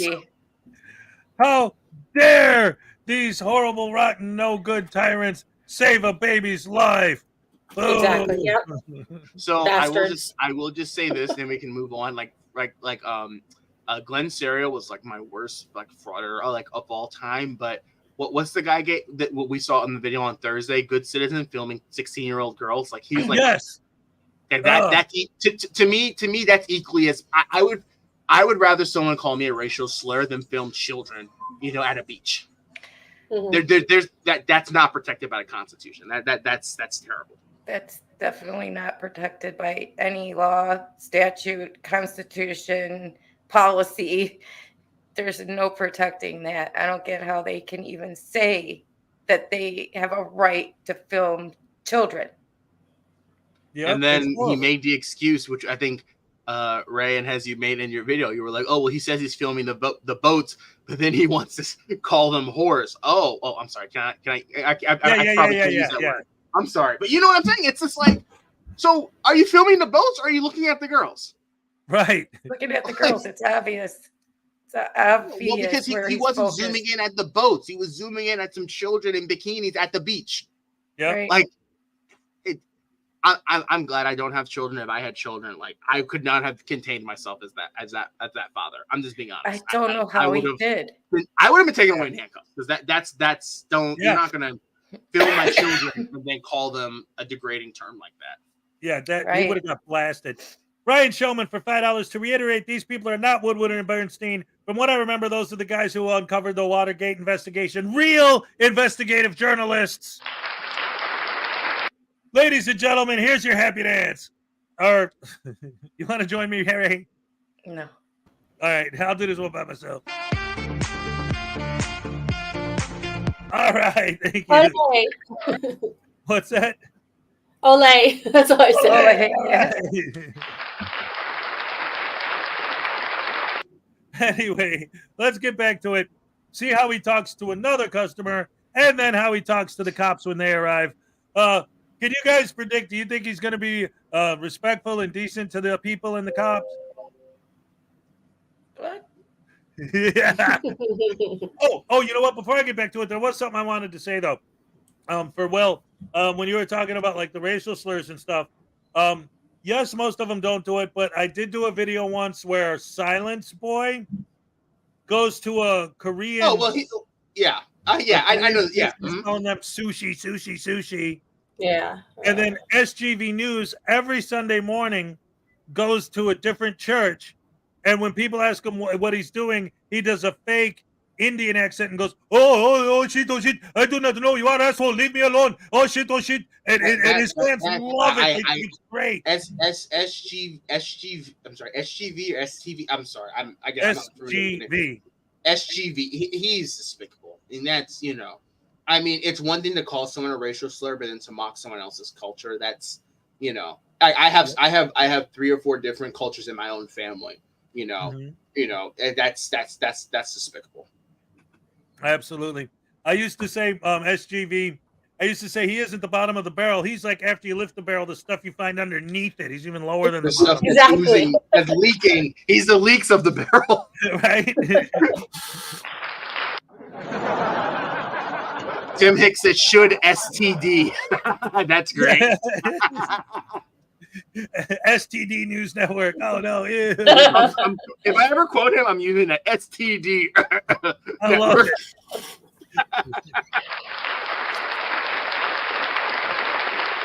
Postmaster. Did you see this? This lady just heard exactly what we said. It was a legit excuse to film, right? Even though we have the freedom to. Again, he's engaging a private citizen. The fact that this gentleman just did something. You have the freedom, same freedoms. You can film in public too, and no one can say anything to you. Well, what about my freedoms? You have the What same. if I don't want to be filmed? You have the freedom not to be filmed too, but you got to go home. Okay, and just I got to say this before this next bit plays. Heather Ray put these really loud, annoying explosion noises in here. I don't. They're so loud it literally hurts my ears. So I'm gonna try to control the volume, but they're from the source video. I didn't put them in there, guys. It's bad. This is a professional journalist, I guess. What's up, man? How you doing? Good. How are you? What's going on? You see this gentleman right here, mate? Jorge. Right He just walked away when you walked in, but yeah, he walked away when you guys walked in. But that's fine because criminals usually run away from you guys, don't they?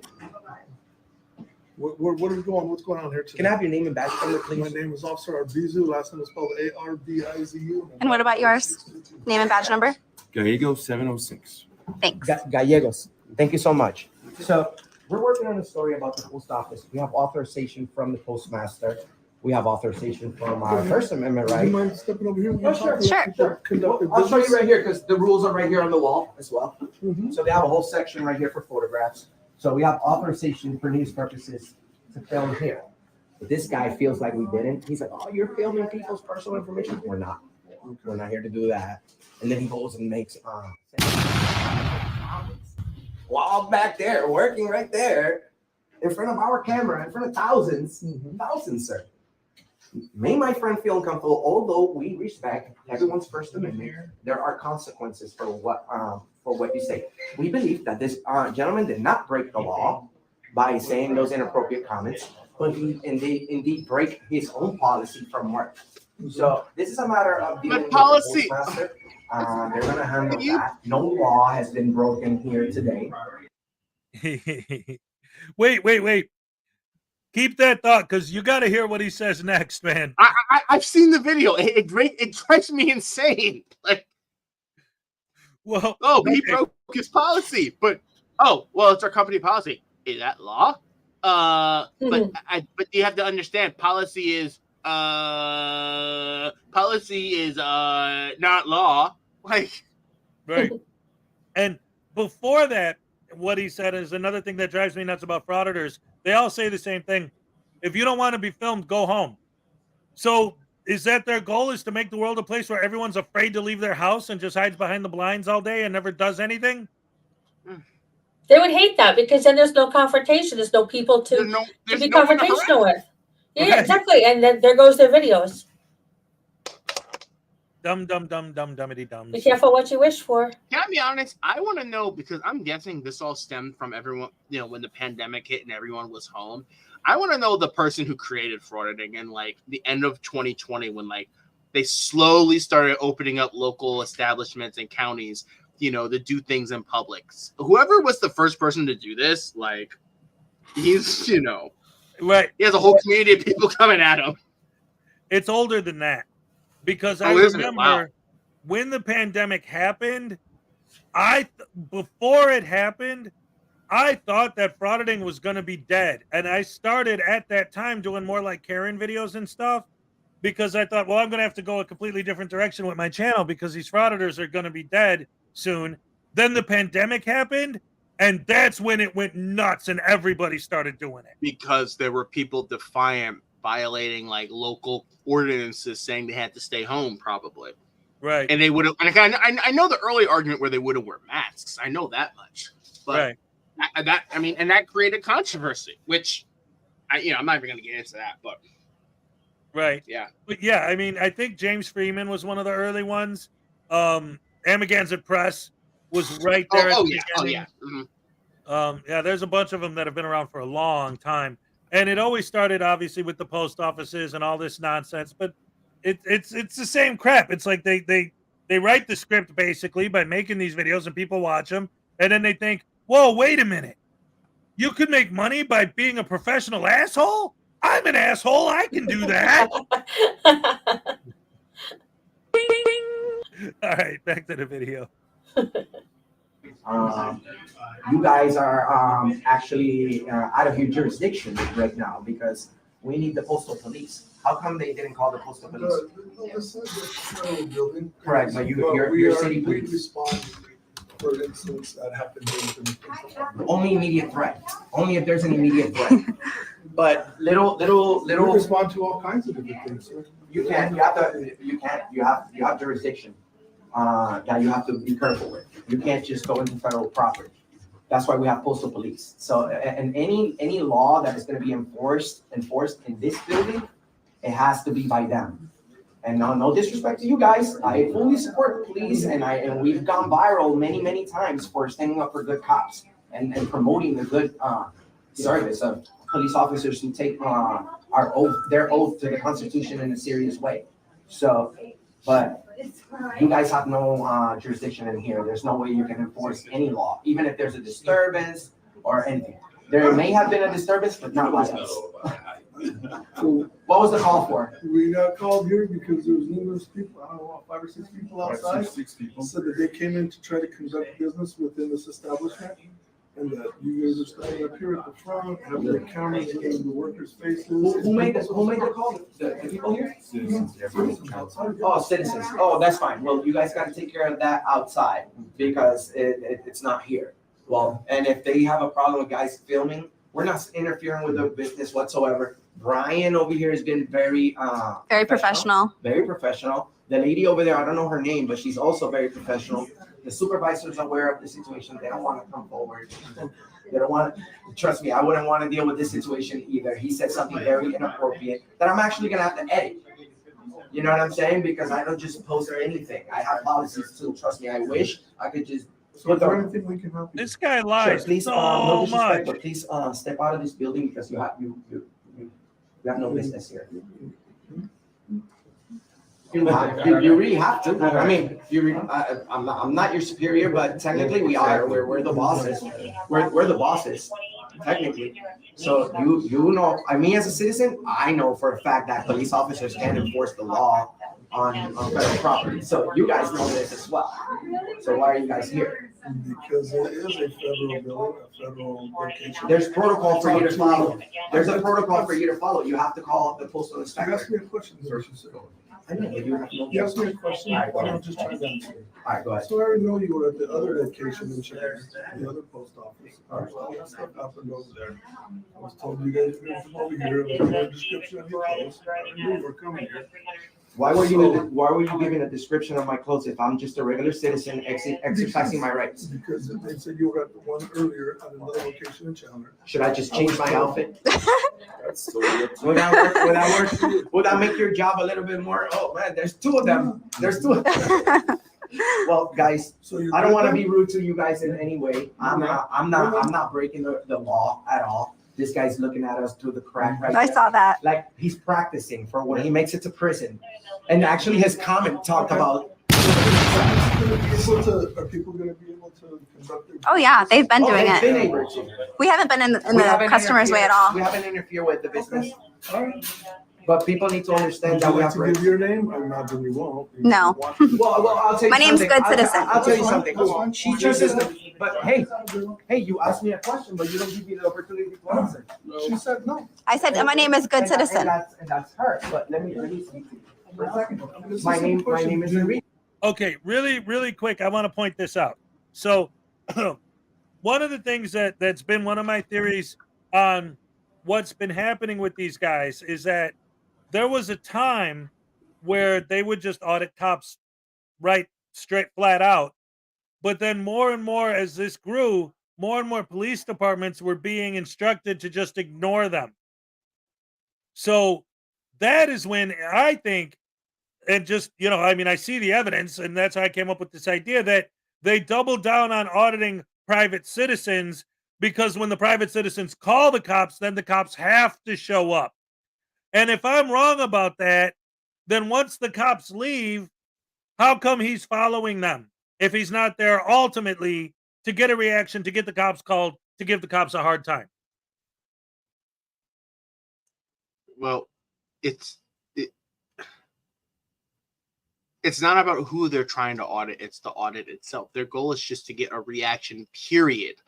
Because with that's what their objective is when it comes to getting a reaction. It's not about getting a reaction from the police or they can get a reaction from people on the sidewalk and their audit has quote unquote failed, Right. But especially like larger channels like SMO, like he wants to get a reaction, period, to cry victim.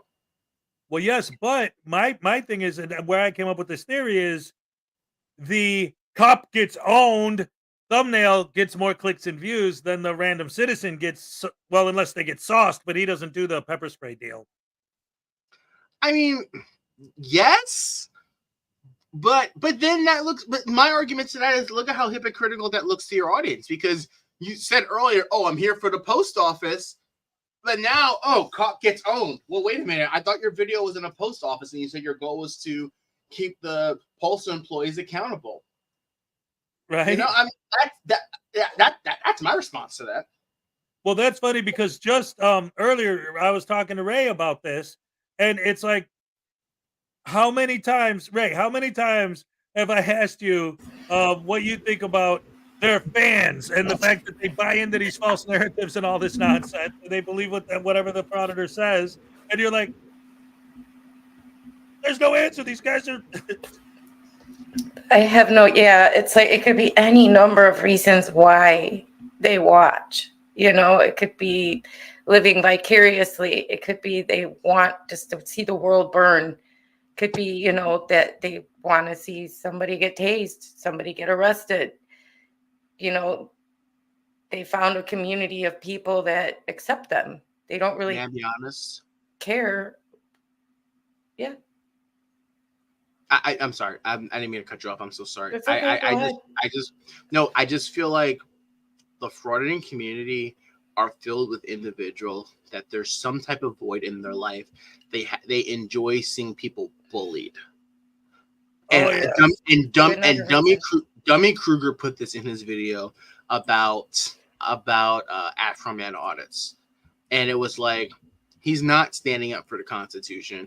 He's not standing up for his rights, his objective. Because it was that video where he was just cursing and screaming for an hour at the two court employees that weren't committing any crimes, weren't harming him in any way, because he wasn't getting his goal of what he wanted. He felt the need to demean, harass, curse, and speak so harsh and negative about them. And it's like, there's a market to that, because you'd be surprised how many people enjoy just seeing others spoken to like that, because they have a void in their mind and that fills their void.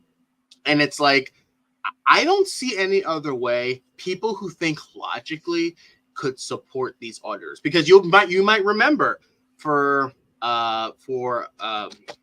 DMA, in his little circle, there was an attorney that was representing them, that they claimed they had a lawyer that was handling all of their cases. And then all of a sudden that lawyer disappeared. That lawyer was nowhere to be found. Because I said to myself, how can an attorney actually stand up for what these frauditors are doing, can see what they're doing is not total nonsense? And then the fact that that lawyer magically disappeared. Look, I mean, there's not just normal people that don't have other agendas tied to it, tied to what the frauding does, think that this is okay. Right. Like a normal person can't watch SML's video and say, oh yeah, fighting for my rights, Right. Like, yeah. That's why I said there could be any number of reasons, but I don't believe it's that most of them think they're that they're fighting for anything. I don't believe that that's any reason that they. I don't think anybody really watches it for that reason. Right. There's some other. There's got to be thing that other attracts them to reasons. it. Yeah. Yeah, I mean, that's the only thing I can think of.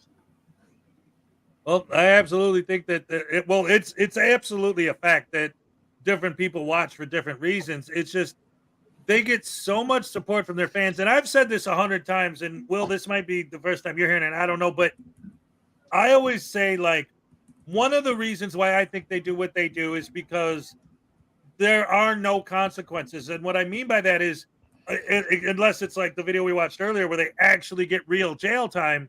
If it's any kinds of fees or fines or anything like that, they just e-beg their fans for the money, and their fans are throwing money at them. Yeah. So they don't care. To them, there's no consequence. NH Press, I believe it is. Mm-hmm. The guy who is probably one of the more condescending frauditors, if that's exactly how it worked, because he was in jail he